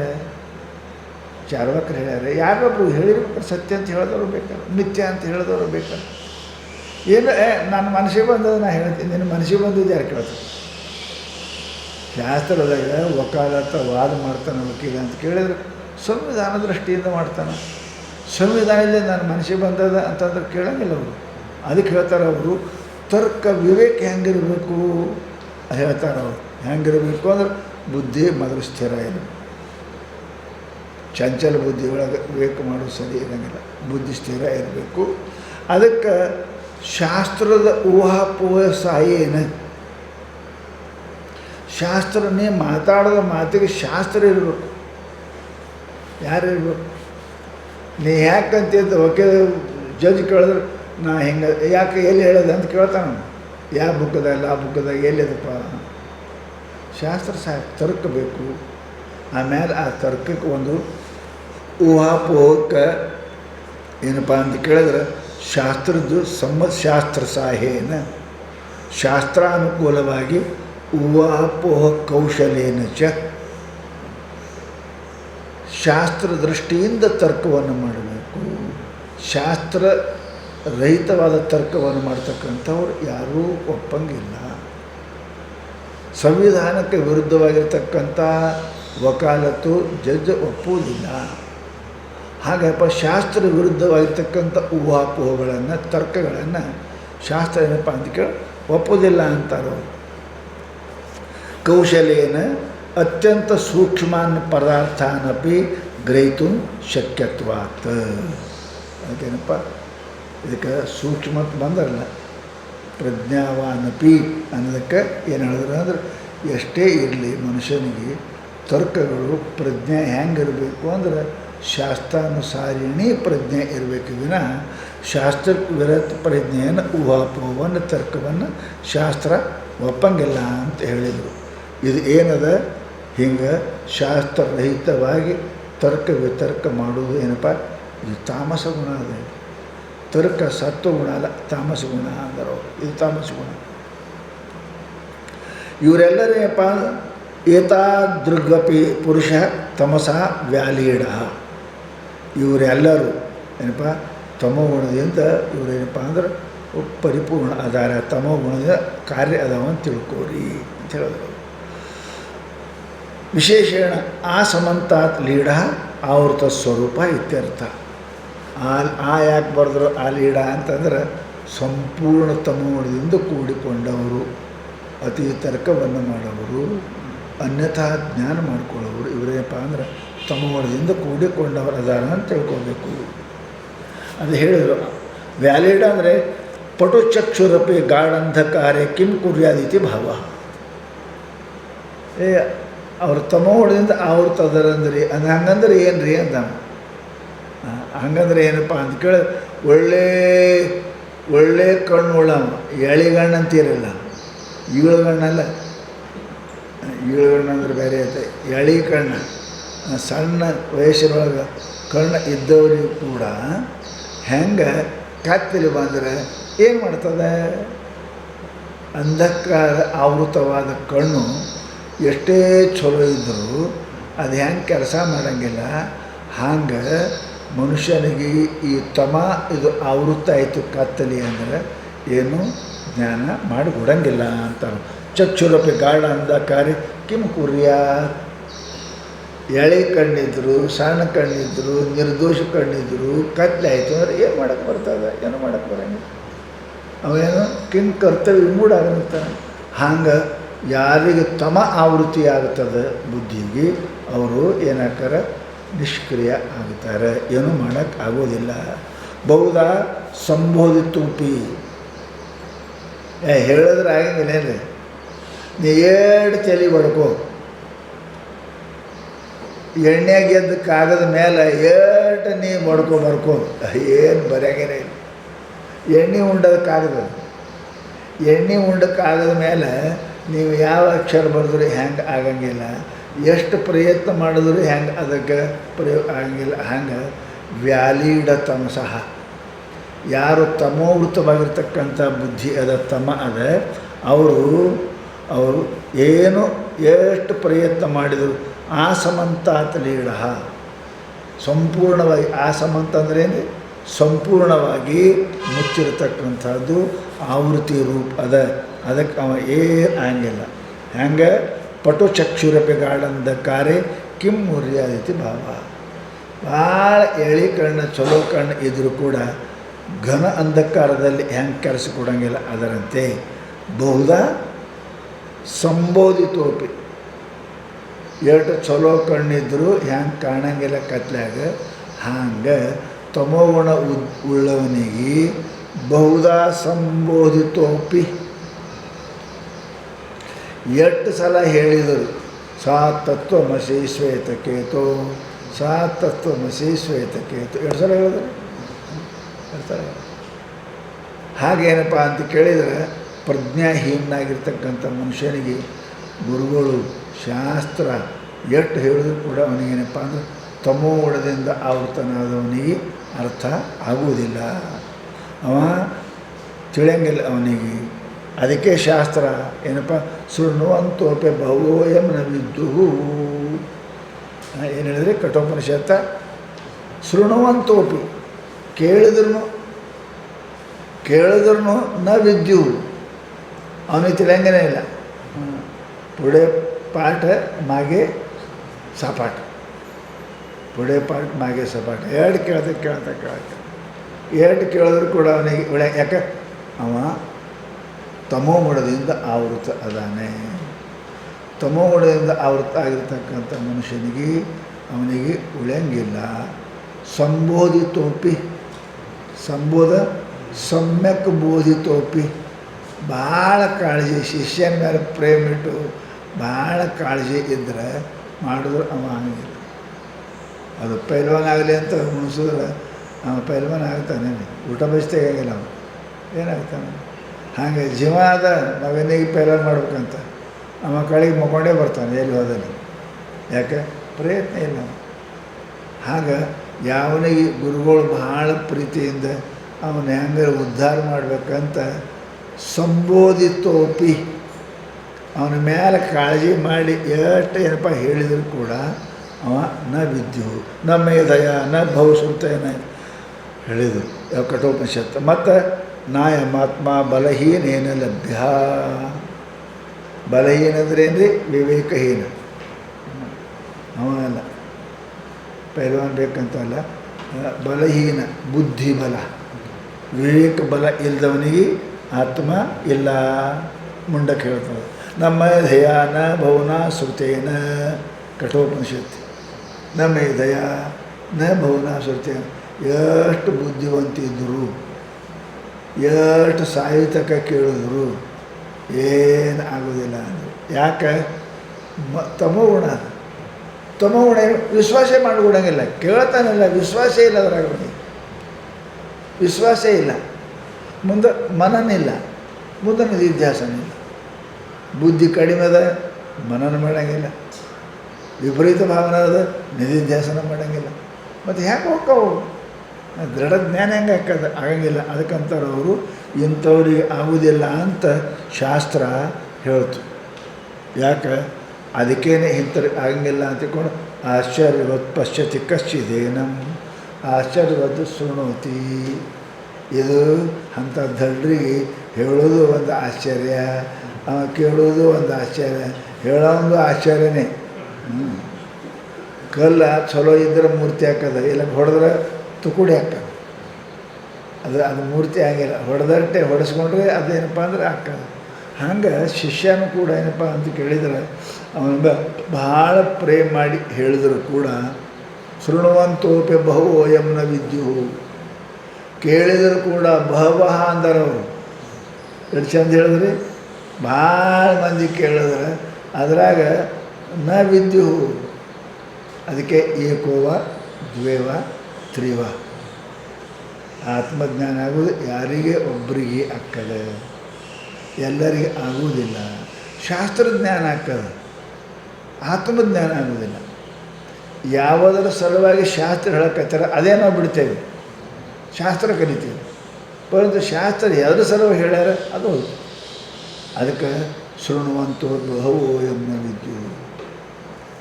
ಅದಕ್ಕೆ ಆಶ್ಚರ್ಯ ಭಕ್ತ ಕುಶಲ ಅನುಶಿಷ್ಟ. ಅದ್ರ ಬಗ್ಗೆ ಹೇಳೋರು ಆಶ್ಚರ್ಯ, ತಿಳ್ಕೊಳ್ಳೋರಿಗೆ ಆಶ್ಚರ್ಯ ಅಂತ. ಯಾಕೆ ಅರ್ಥ ಅಂದರೆ ಇದು ಅತ್ಯಂತ ಕಠಿಣವಾದ ವಸ್ತು ಅಂತ ಹೇಳೋದು. ನಮ್ಮ ಧ್ಯೇಯನ ಭುವನ ಶ್ರುತೇನ ಆಶ್ಚರ್ಯೋತ್ಪಶ್ಯತೆ ಕಶ್ಚಿದೇನಂ ಇತ್ಯಾದಿ ಶ್ರುತೇ. ಆತ್ಮನ ಜ್ಞಾನವು ಎಷ್ಟು ದುರ್ಲಭ ಅದ ಅನ್ನೋದ್ರ ಬಗ್ಗೆ ಶ್ರುತಿಗಳು ಅದ. ಯಾಕೆ ಅದು ವ್ಯಾಲೀಢ ತಮಸ, ತಮಸ್ಸಿನಿಂದ ಆವೃತದ. ಆದ್ದರಿಂದ ಕತ್ತಲೆಯಿಂದ ಕೂಡಿಕೊಂಡ ಪದಾರ್ಥಗಳು ಹೇಗೆ ಸ್ಫುಟವಾಗಿ ಕಾಣಿಸುವುದಿಲ್ಲವೋ ಅದರಂತೆ ತಮದಿಂದ ಆವೃತವಾದ ಬುದ್ಧಿಗೆ ಆತ್ಮ ಏನಪ್ಪ ಅಂದರೆ ಸ್ಫುಟವಾಗಿ ಕಾಣುವುದಿಲ್ಲ ಅಂತ ಹೇಳೋದು. ಭ್ರಾಂತ್ಯ ಅತಸ್ಮಿನ್ ತದ್ಬುದ್ಧಿಯ ಆರೋಪಿತಮೇವ ಸ್ಥೂಲಾದಿ ದೇಹಂ ಸಾಧು ಕಲಯತಿ ಅಬಾಧ್ಯಂ ಜಾನಾತಿ. ಅವರು ಮುಚ್ಚೋದ್ಯಾಕೆ, ಮುಚ್ಚಿದ್ರೆ ಏನು ಕಿರಿಕಿರಿ ಇಲ್ಲ, ತಮಗುಣ ಕೆಲಸ ಏನು ಮಾಡ್ತಾರೆ, ತಿಳಿಲಿಲ್ಲ ಅವರು ಸುಮ್ಮನೆ ಅನ್ಯಥಾ ತಿಳಿಸ್ತಾರೆ. ಇದು ಸಮಸ್ಯೆ ಅದು. ಆ ಕತ್ತಲಿ ಏನು ಮಾಡ್ತು, ಹಗ್ಗಿಗೆ ಮಂದಾಂಧ ಕಾರ್ಯ ಏನು ಮಾಡ್ತಾರೆ, ಹಗ್ಗಿಗೆ ಹಾವು ಮಾಡ್ಕಿದ್ದು ಸಮಸ್ಯೆ ಅದ. ಕಾಣಲಿಲ್ಲ ಅಂದರೆ ಏನು ಸಮಸ್ಯೆ ಇಲ್ಲ, ಆತ್ಮ ಗೊತ್ತಾಗಲಿಲ್ಲ ಸಮಸ್ಯೆ ಇಲ್ಲ. ನಾವು ಆತ್ಮ ಅನಾತ್ಮ ಅಂತಕ್ಕಿದು ಸಮಸ್ಯೆ ಅದು, ಅದೇನು ಸಮಸ್ಯೆ ಇಲ್ಲ. ನಿಮ್ಗೆ ತಿಳಿಲಿಲ್ಲ ಅಂದರೆ ಪೇಪರ್ ಬರಿಬೇಡ್ರಿ, ಉತ್ತರ ಗೊತ್ತಿಲ್ಲ ಬರಿಬೇಡ್ರಿ, ತಪ್ಪು ಬರಿಬೇಡ್ರಿ. ಎದಕ್ಕಲ್ಲಿ ಏನು ಬರೆದಿ ಅಂದ್ರೆ ಮಾರ್ಕಸ್ ಕಟ್ ಹಾಕೋ ಮತ್ತು ನೀ ಎದಕ್ಕಲ್ಲಿ ಏನು ಬರೆದಿ ಕೃಷ್ಣಗೆ ಹೋಗಿಂದ ನೀ ರಾವಣ ಅಂತ ಬರೆದಿ ಅಂದ್ರೆ ಕುಂತಿ ಮಗ ಧರ್ಮ ಅಲ್ಲ ಕುಂತಿ ಮಗ ಕೃಷ್ಣ ನೀವು ಬರಲಿಲ್ಲ ಅಂದ್ರೆ ಏನು ಅನ್ನಂಗಿಲ್ಲ ನಾವು ಹಾಕಂಗಿಲ್ಲ ಕಮ್ಮಿ ಮಾಡಕ್ಕೆ ನೀವು ಕುಂತಿ ಮಗ ಕೃಷ್ಣ ಅಂದ್ರೆ ನೀನು ಮಾರ್ಕ್ಸ್ ಕಟ್ ಮಾಡ್ತಾನೆ ಇದಕ್ಕಿಟ್ಟು ಬುದ್ಧಿ ಇಲ್ಲ ಏನಂತ ಬರೆದಿಲ್ಲ ಅಂದ್ರೆ ಚಲೋ ತಪ್ಪು ಬರೆದಿ ಅಂದರೆ ಅದು ಮಾರ್ಕ್ಸ್ ಕಟ್ ಹಾಕೋದು ಹಂಗಂತಾರೆ ಅವರು.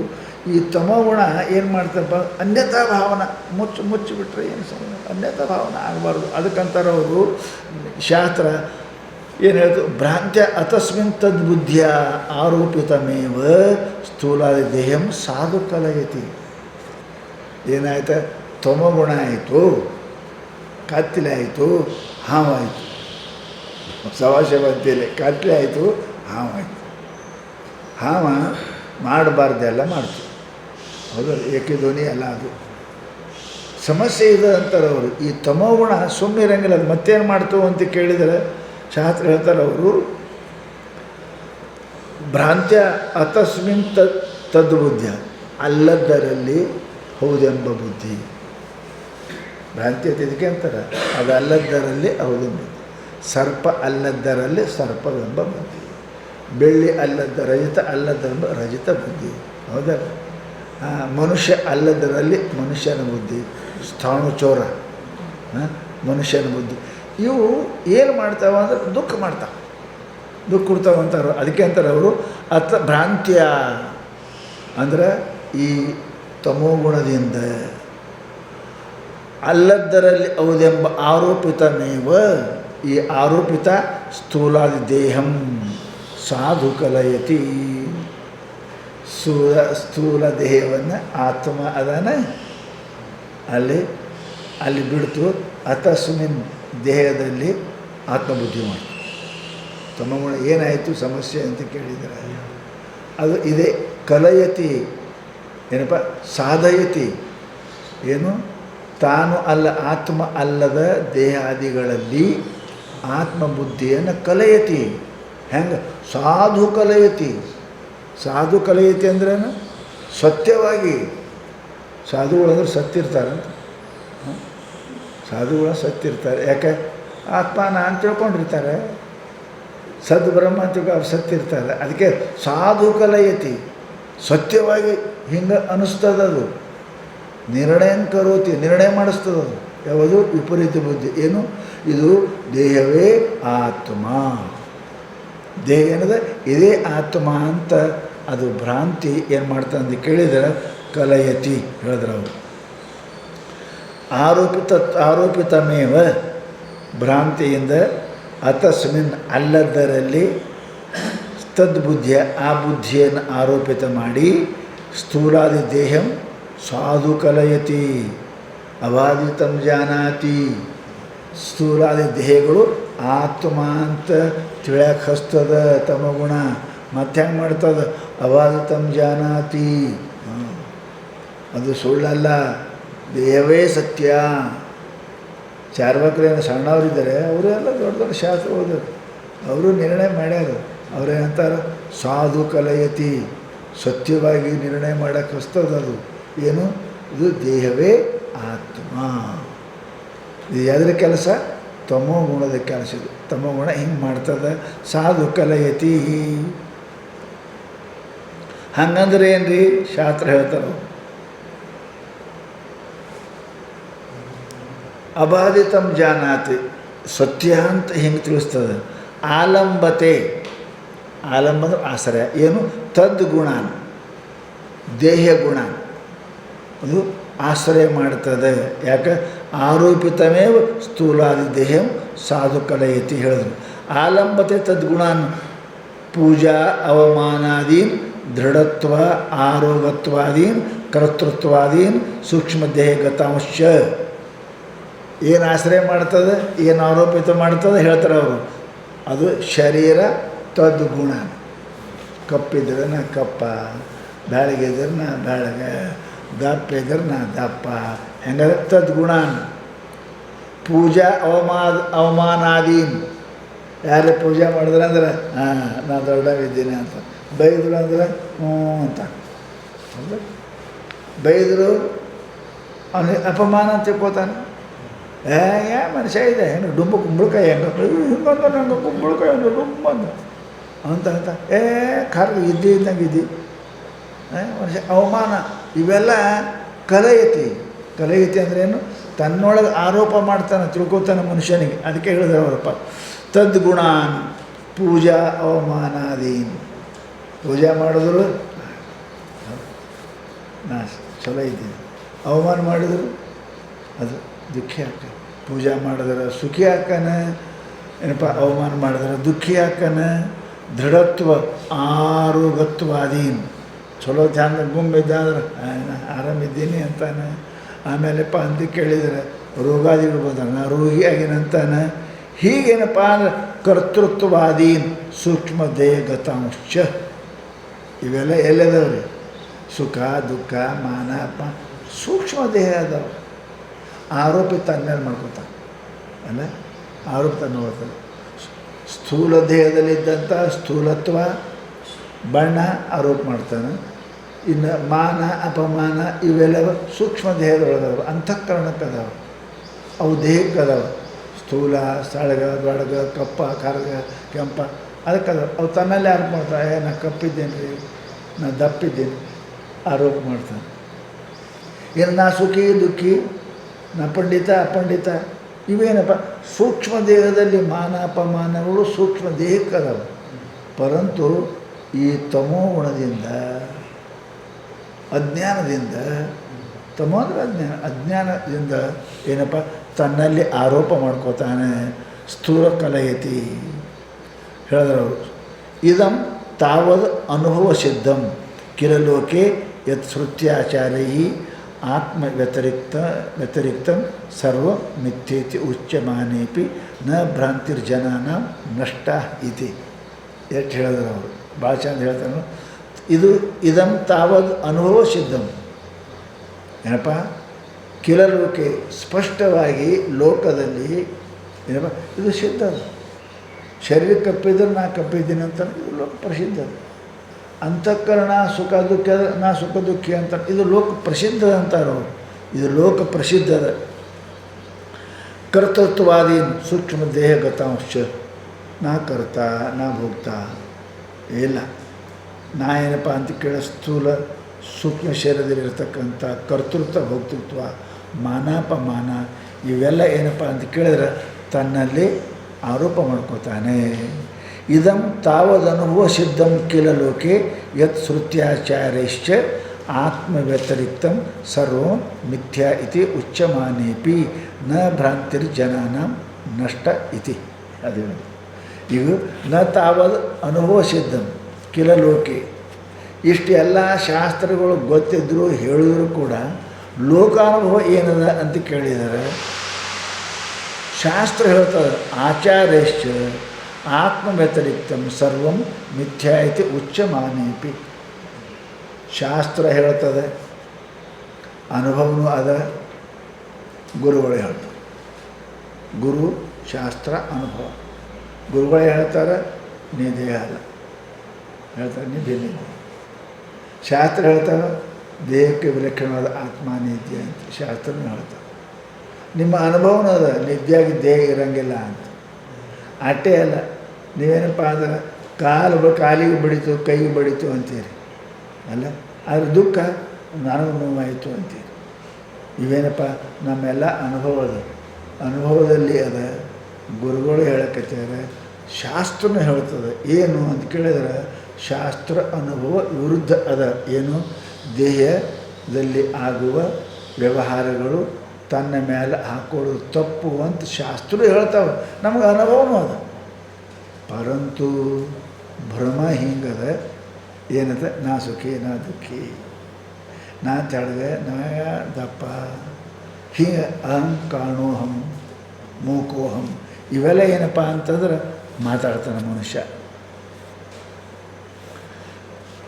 ಇದಂ ತಾವ ಅನುಭವ ಸಿದ್ಧಂ ಕಿಲ ಲೋಕೆ ಯತ್ ಶ್ರುತ್ಯ ಆಚಾರ್ಯ. ಶ್ರುತಿ ಹೇಳ್ತಾವ, ಆಚಾರ್ಯ ಹೇಳ್ತಾರೆ ಆತ್ಮ ವ್ಯತಿರಿಕ್ತಂ ಸರ್ವಂ ಮಿಥ್ಯೇತಿ ಉಚ್ಯಮಾನೋಪಿ. ಆತ್ಮಕ್ಕೆ ಬಿಟ್ಟು ಉಳಿವೆಲ್ಲ ಮಿಥ್ಯ ಅದಾವ. ಸುಖ ದುಃಖ ಶರೀರ ಸುಖ ಎಲ್ಲನೂ ಕೂಡ ಮಿಥ್ಯ ಅದಾವ ಅಂತ ಇದು ಉಚ್ಚಮಾನೋಪಿ ಅಂದರೆ ಹೇಳಿದರೂ ಕೂಡ ನ ಭ್ರಾಂತಿರ್ಜನಾನಾಂ ನ ನಷ್ಟ. ಜನರು ಭ್ರಾಂತಿ ಹೋಗಂಗಿಲ್ಲ.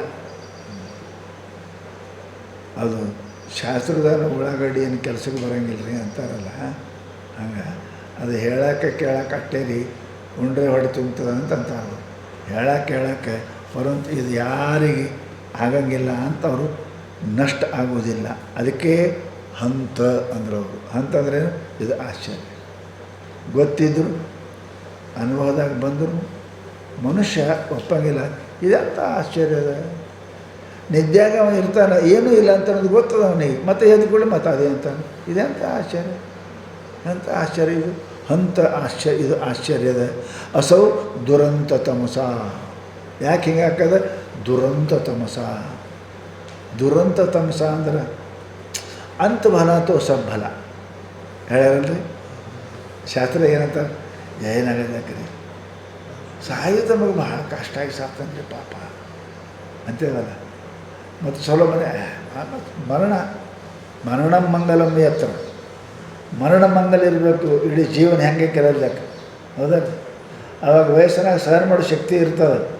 ಅವ್ರು ಹೋಗ್ಲಿ ಬಿಡು ಅಂತಾನೆ, ಬರಲಿ ಬಿಡು ಅಂತಾನೆ. ಈಗ ಹೋಗಲೇ ಇಲ್ಲ, ಬರೂ ಇಲ್ಲ, ಬರೋಕ್ಕೂ ಇಲ್ಲ, ಹೋಗೋಕ್ಕೂ ಶಕ್ತಿನೇ ಇಲ್ಲ. ಈಗ ದುಃಖ ಹಾಕೋದು ಮುಪ್ಪಿನ ಕಾಲಕ್ಕೆ. ಅಂತ ಬಲ ಅಥವಾ ಸಬ್ಬಲ. ಅದಕ್ಕಂತಾರು ಅಂತ ಚಲೋ ಇರಬೇಕು. ಯಾರು ದೇಹಾದಿಗಳು ಗೇಹಾದಿಗಳು ಇವೆಲ್ಲ ನಾ ಅಂತಾನೆ, ಯಾರು ತಮಸ್ಸಿನಿಂದ ಅವರು ತಗ್ಯಾರ ದುರಂತ ತಮಸ, ಅವರು ಅಂತ ಚಲೋ ಇರೋಂಗಿಲ್ಲ. ತಮಸ್ಸು ಅಜ್ಞಾನದಿಂದ ಯಾರು ಕೂಡಿಕೊಂಡಾರ ಅವರು ಅಂತ ಚಲೋ ಇರೋಂಗಿಲ್ಲ, ಅವರು ದುರಂತ ಅಂತ. ಹೌದಲ್ಲ? ಎಲ್ಲಿ ಯಕ್ಷಗಾನದ ಸತ್ತ, ಪ್ರವಾಸದಾಗ ಸತ್ತ, ಮನೆಯಿಲ್ಲ, ಮಂದಿಲ್ಲ, ಮಕ್ಕಳಿಲ್ಲ, ಹಣ ಎತ್ತವರು ಇಲ್ಲ. ದುರಂತ ತಮಸ ಏನಂತೆ ಭಾಳ ಹೈರಾಣ ಆಗ್ತದೆ. ಅದಕ್ಕೇನು ಸಾವಂತಾರ್ರಿ, ಅಂತ ಒಂದು ಸತ್ತಿಲ್ಲೇನು ಸಾಯಬೇಕಾಗಿತ್ತು ಅವನಿಗೆ. ಹೌದಲ್ಲ? ವಯಸ್ಸಾಗಿ ಮಾಡಿ ಉಂಡು ತಿಂದು ಎಲ್ಲ ಮಾಡಿ ಸಾತ್ರ ಆಗಿದೆ, ಎಲ್ಲ ಮುಗಿದಿತ್ತು ರೀ ಅವನದೇನು. ಚಲೋ ಆಯ್ತು ರೀ ಅದು ಅಂತ ನಮಗೆ ಚಲೋ ಆಯ್ತು ಅಂತಾರೆ. ಹೊರತು ಇದು ಏನೋ ಹೇಗೆ ಬರ್ತಾವೆ ನೋಡ್ರಿ. ಮದುವೆ ಮಾಡ್ಕೊಂಡು ಮೆರವಣಿಗೆ ತೊಗೊಂಬರೋದ್ರೆ ಇವು ಸಾಯ್ತಾವೆ ಮನೆಗೆ ಬರೋದ್ರೆ. ಇದು ದುರಂತ ತಮಸ, ಇದು ಭಾಳ ದುರಂತ ತಮಸ. ಮನೆ ಕಟ್ಟಿ ಭಾಳ ಸುಖವಾಗಿರ್ಬೇಕಂತಾನೆ ಮನ್ಯಾಗ ನೀರು ಹೊಡ್ಯಕ್ಕೆ ಹೋಗಿ ಬಿತ್ತು ಸತ್ತ. ದುರಂತ ತಮಸ, ಇದು ದುರಂತ ತಮಸ ಅಂತ ಹೇಳ್ಕೆ. ಎದ್ರ ಸಲುವಾಗಿ ಮಾಡಿದಾದ್ರು ಆಗಲಿಲ್ಲ ಅವನಿಗೆ. ಮನೆಗೆ ಬಂದು ಸುಖ ಭೋಗ ಪಡಿಬೇಕಾದ್ರೆ ಮದುವೆ ನಡಬೇಕು ಸತ್ತ ದಾರೆ ಮೆರವಣಿಗೆ. ಮನೆ ಕಟ್ಟಿ ಆರಾಮ್ಸಿರಿ ಮನೆ ಹಬ್ಬ ಮಾಡಿ ಇರ್ಬೇಕಂತ ಮಾಡಿದ್ದ, ಮೊದಲೇ ಮಕ್ಕೊಂಡ. ಇವಕ್ಕೇನಂತಾರೆ ಅಪೇಕ್ಷೆ ಇಲ್ಲದೆ ಆಗತಕ್ಕಂಥ ದುರ್ಘಟನೆಗಳಿಗೆ ದುರಂತ ತಮಸ ಅಂತ. ಅವ್ರ ಅಪೇಕ್ಷೆ ಬೇರೆ ಇತ್ತು, ಆಯಿತು ಬೇರೆ. ಅದಕ್ಕೆ ದುರಂತ ತಮಸ. ಇವ ಸ್ವಚ್ಛದ ಆನಂದ ನಿತ್ಯ ಗರಿ ಪರಿಪೂರ್ಣ ಆನಂದವನ್ನು ಪ್ರಯತ್ನ ಮಾಡಬೇಕು, ಪಡಿಬೇಕಂತಿದ್ದ. ಇವೇನು ಮಾಡೋದು ಅಂದರೆ ತಮಸ್ಸ ಅವನಿಗೆ ಮಾಡಿಕೊಳ್ಳಿಲ್ಲ. ಹೋಯ್ತು, ಹಂಗೆ ದೇಹ ಹೋಯ್ತು. ಅವನ ಮರಣ ಇದು ದುರಂತ ತಮಸ ಅಂತಾರೆ ಅವರು. ಅದಕ್ಕೆ ಹೇಳಿದ್ರು ದುರಂತ ತಮಸ. ದುಷ್ಟ ಅಂತಃ ಪರ್ಯವಸಾನಂ ಯಶ್ಯ ದುರಂತಃ ತ್ವಚ್ಚ ತತ್ತಮಸ್ಯ ತಸ್ಯ ಅನರ್ಥ ಪರ್ಯವಸಾಯಿನಃ ತಮೋ ಗುಣಸ್ಯ ಆವೃತ್ತಿ ಮಹತಿ ಶಕ್ತಿ ಸತ್ವೋತ್ಕರ್ಷಮುವಿನ ದುರ್ನಿರಸ. ಅದು ಹೇಳಿದ್ರು. ಈ ತಮೋಗುಣ ಏನಿದೆ ಅಂತ ಕೇಳಿದರೆ ಇದು ಸತ್ವಗುಣ ಎಲ್ಲಿ ತನಕ ಬರೋಂಗಿಲ್ಲ, ಅಲ್ಲಿ ತನಕ ಹೀಗೆ ಮಾಡ್ತದೆ. ಏನು ಮಾಡ್ತದೆ? ಇದೇನು ಮಾಡೋಕ್ಕೆ ಇದೇ ಕೆಲಸ ಮಾಡ್ತದೆ. ಅವನಿಗೆ ಆತ್ಮಜ್ಞಾನ ಮಾಡಿಬಿಡಂಗಿಲ್ಲ, ಅವನಿಗೆ ಯಥಾವತ್ತು ವಸ್ತು ತಿಳಿಬಿಡಂಗಿಲ್ಲ, ಅವನಿಗೆ ದುಃಖ ಕೊಡ್ತದೆ. ಹೆಂಗೆ? ರಜ್ಜು ಸರ್ಪದಂತೆ. ಅವನಿಗೆ ಹಗ್ಗ ತಿಳಿಬಿಡಲಿಲ್ಲ, ಅಂಧಕಾರ ಮತ್ತು ತಿಳಿಬಿಡಲಿಲ್ಲ, ಬಿಡಲೆಕ್ಕ ಸೋಮ ನಿಂದ್ರೂ ಉಳ್ಳಿಲ್ಲ. ಅವನಿಗೆ ಓಡಿಸ್ತು, ಏಕಧ್ವನಿ ಮಾಡಿಸ್ತು. ಯಪ್ಪ, ಇದು ದುರಂತ ತಮಸ. ಇದು ಬಹಳ ಕಷ್ಟದಾಯಕವೇ ಯಾವುದು? ಈ ತಮೋಗುಣ ಅಂತ ಅವರು ನಿರೂಪಣೆ ಮಾಡ್ತಾರೆ. ಅದು ಏನಪ್ಪ ಕಡೆಗೆ ಹೇಳಿದ್ರು ಅವರು? ಶಕ್ತಿಯಾಪೇಕ್ಷೆಯ ಪ್ರಬಲ. ರಜೋಗುಣಕ್ಕಿಂತಲೂ ಇದು ಪ್ರಬಲ ಅಂತಾರೆ. ಯಾಕೆ? ಆ ರಜೋಗುಣದ ಕಾರಣ ಇದೆ, ಅದು ಕಾರಣ ಇದೆ. ಅದು ಹೆಂಗೆ ಹೇಳ್ತಾರೆ? ವಿಕ್ಷೇಪ ಶಕ್ತಿ ಅಪೇಕ್ಷಾ ಪ್ರಬಲ. ಅದಕ್ಕೆ ಹೇಳ್ಯಾರ ಅವರು. ಏನಪ್ಪ ಶಬ್ದ ಇಟ್ಟಾರೇನಪ್ಪ ಅಂತ ಕೇಳಿದರೆ ಅಂಥ ಪ್ರಬಲ ದುರಂತ ತಮಸ. ಪ್ರಬಲ ಪ್ರಕೃಷ ಬಲ ಪ್ರಬಲ, ಅಧಿಕ ಶಕ್ತಿ ಪ್ರಬಲ ಅಂತೇಳಿ. ಅದಕ್ಕಂತಾರೆ ಅವರು. ಇದು ಹೆಂಗದ? ಪ್ರಬಲ ಅದ, ಇದಕ್ಕಿಂತ ಬಲ ಯಾವುದೇ ಇಲ್ಲ. ಇದನ್ನು ಹೋಗಲಾಡಿಸೋ ಕಡೆ ವಿಕ್ಷೇಪಿಸಿ ಚಂಚಲ ಇದ್ದವ್ರಿಗೆ ಏನಾರು ಮಾಡ್ಬೋದು.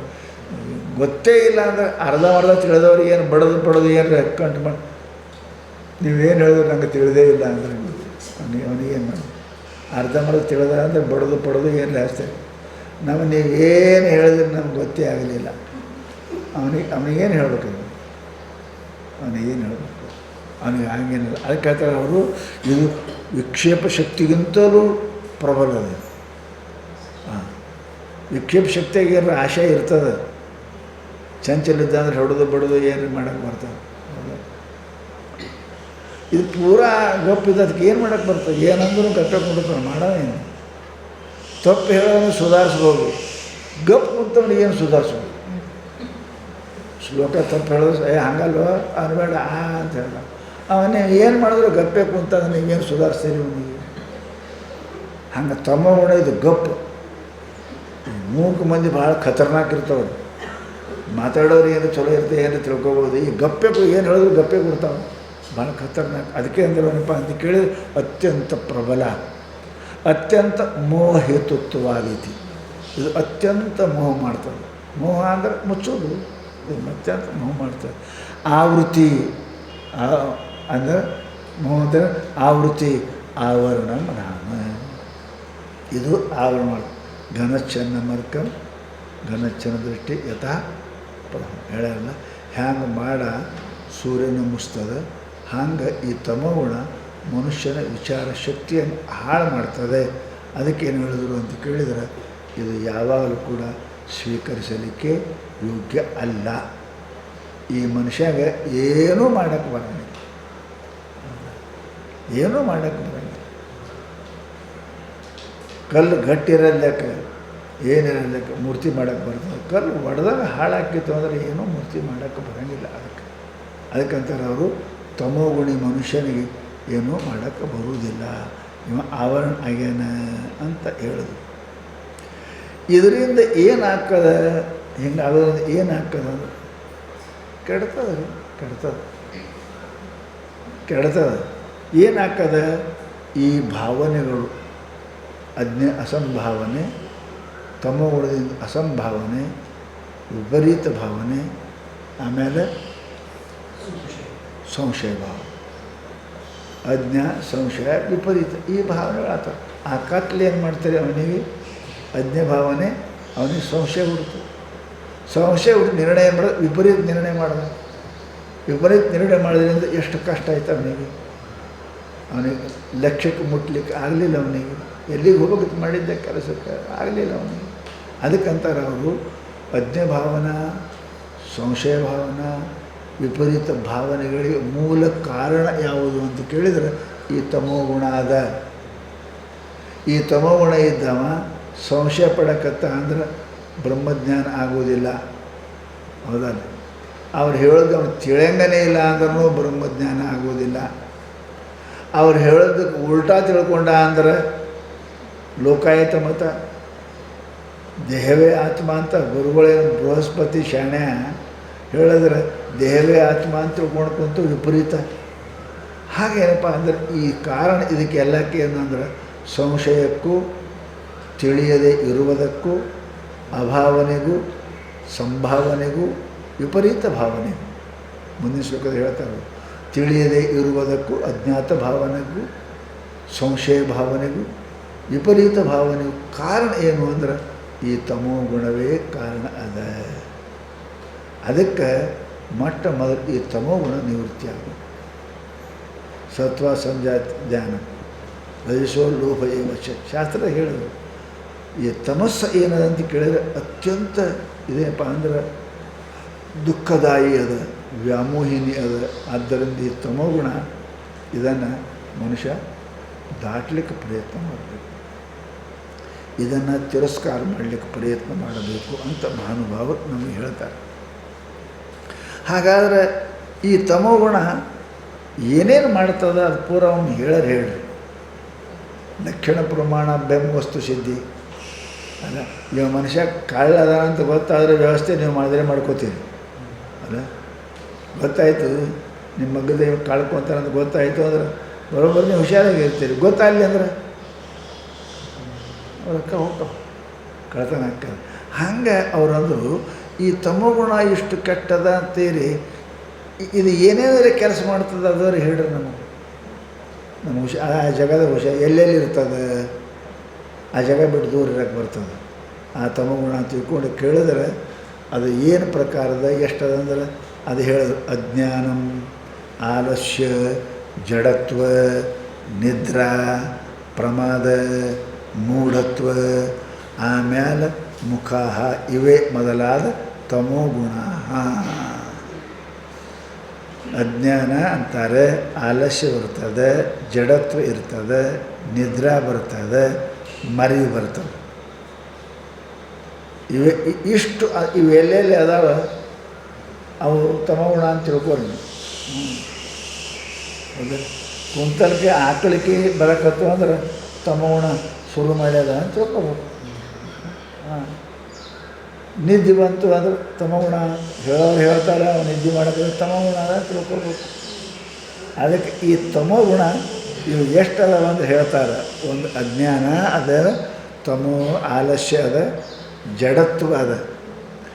ಅಲ್ಲಿ ಏನು ಕ್ರಿಯಾನೇ ನಡೆಯಂಗಿಲ್ಲ ಅಲ್ಲಿ. ಅದು ಏನಪ್ಪ ವೈಚಾರಿಕ ಕ್ರಿಯಾನೇ ಆಗಲಿ, ಶಾರೀರಿಕ ಕ್ರಿಯೆನೇ ಆಗಲಿ, ಏನಾಗಲಿ ಬರೀ ಆಕಳಿಸ್ತಾರೆ ನೋಡ್ರಿ. ಆಕಳಿಸ್ತಾರೆ ಸುಮ್ಮನೆ. ಯಾವ ಉಣ್ಣು ಅಂದ್ರೂ ಅಲ್ಲೇ, ನಡಿ ಅಂದ್ರೂ ಅಲ್ಲಿ, ತಡಿ ನಡಿ ಅಂದ್ರೆ ತಡಿ ಅಂತ ತಡಿ. ಇವೆಲ್ಲ ಏನಪ್ಪ ತಮೋಗುಣದ ಕಾರ್ಯದ. ಆಲಸ್ಯ, ಮೂಢತ್ವ ಏನಪ್ಪ ಅಂತ ಕೇಳಿದ್ರೆ ಇವೆಲ್ಲ ಅದಾವ.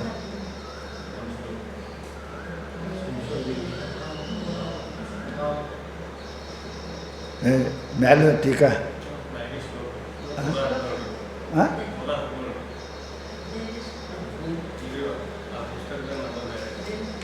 ಅಭಾವನ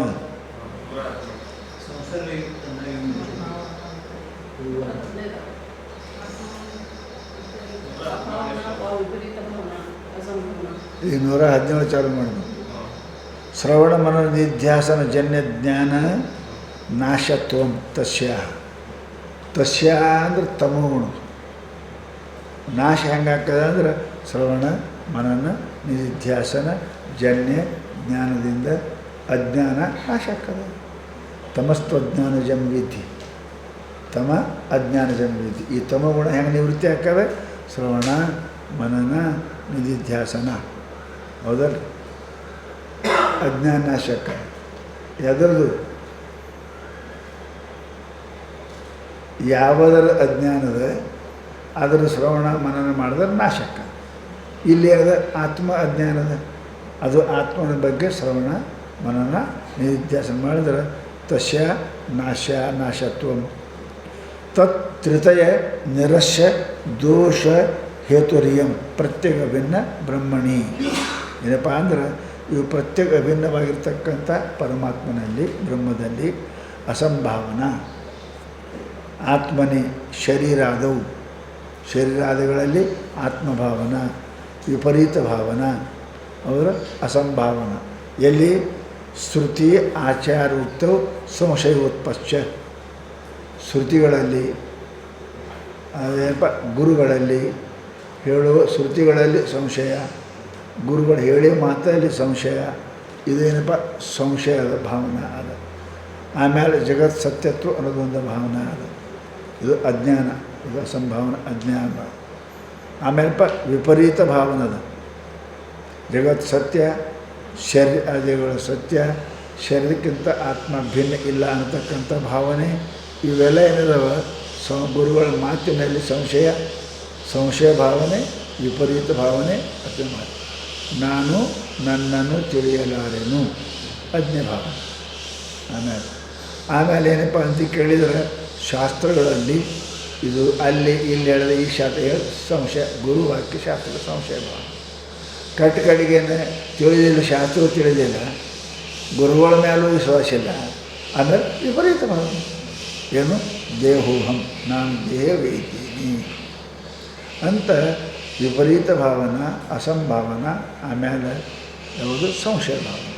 ಇವೆರಡು ಭಾವ ಇವು ಮೂರು ಇದ್ದು ಅಂತ ಕೇಳಿದರೆ ಅವನಿಗೆ ಆತ್ಮಜ್ಞಾನ ಆಗುವುದಿಲ್ಲ.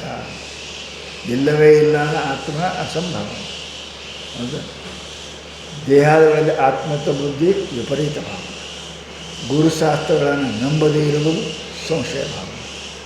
ಈ ಮೂರು ಭಾವನೆಗಳು ಇದ್ದು ಅಂದರೆ ಅಸಂಭಾವನೆ, ವಿಪರೀತ ಭಾವನೆ, ಸಂಶಯ ಭಾವನೆ, ಇವು ಮೂರು ಇದ್ದು ಅಂತ ಕೇಳಿದರೆ ಆ ಮನುಷ್ಯ ಜೀವನದಲ್ಲಿ ಆತ್ಮಜ್ಞಾನ ಮಾಡ್ಕೊಳಂಗಿಲ್ಲ, ಅವ ಎಂದೂ ಸುಖಿನೂ ಆಗುವುದಿಲ್ಲ ಅಂತ ತಿಳ್ಕೊಂಡು ಮಹಾನುಭಾವರು ಅವ ಮೂರು ಭಾವನೆಗಳ ಬಗ್ಗೆ ಮತ್ತೆ ನಾಳೆ ನಮಗೆ ಉಪದೇಶ ಮಾಡ್ತಾಯಿದ್ದಾರೆ.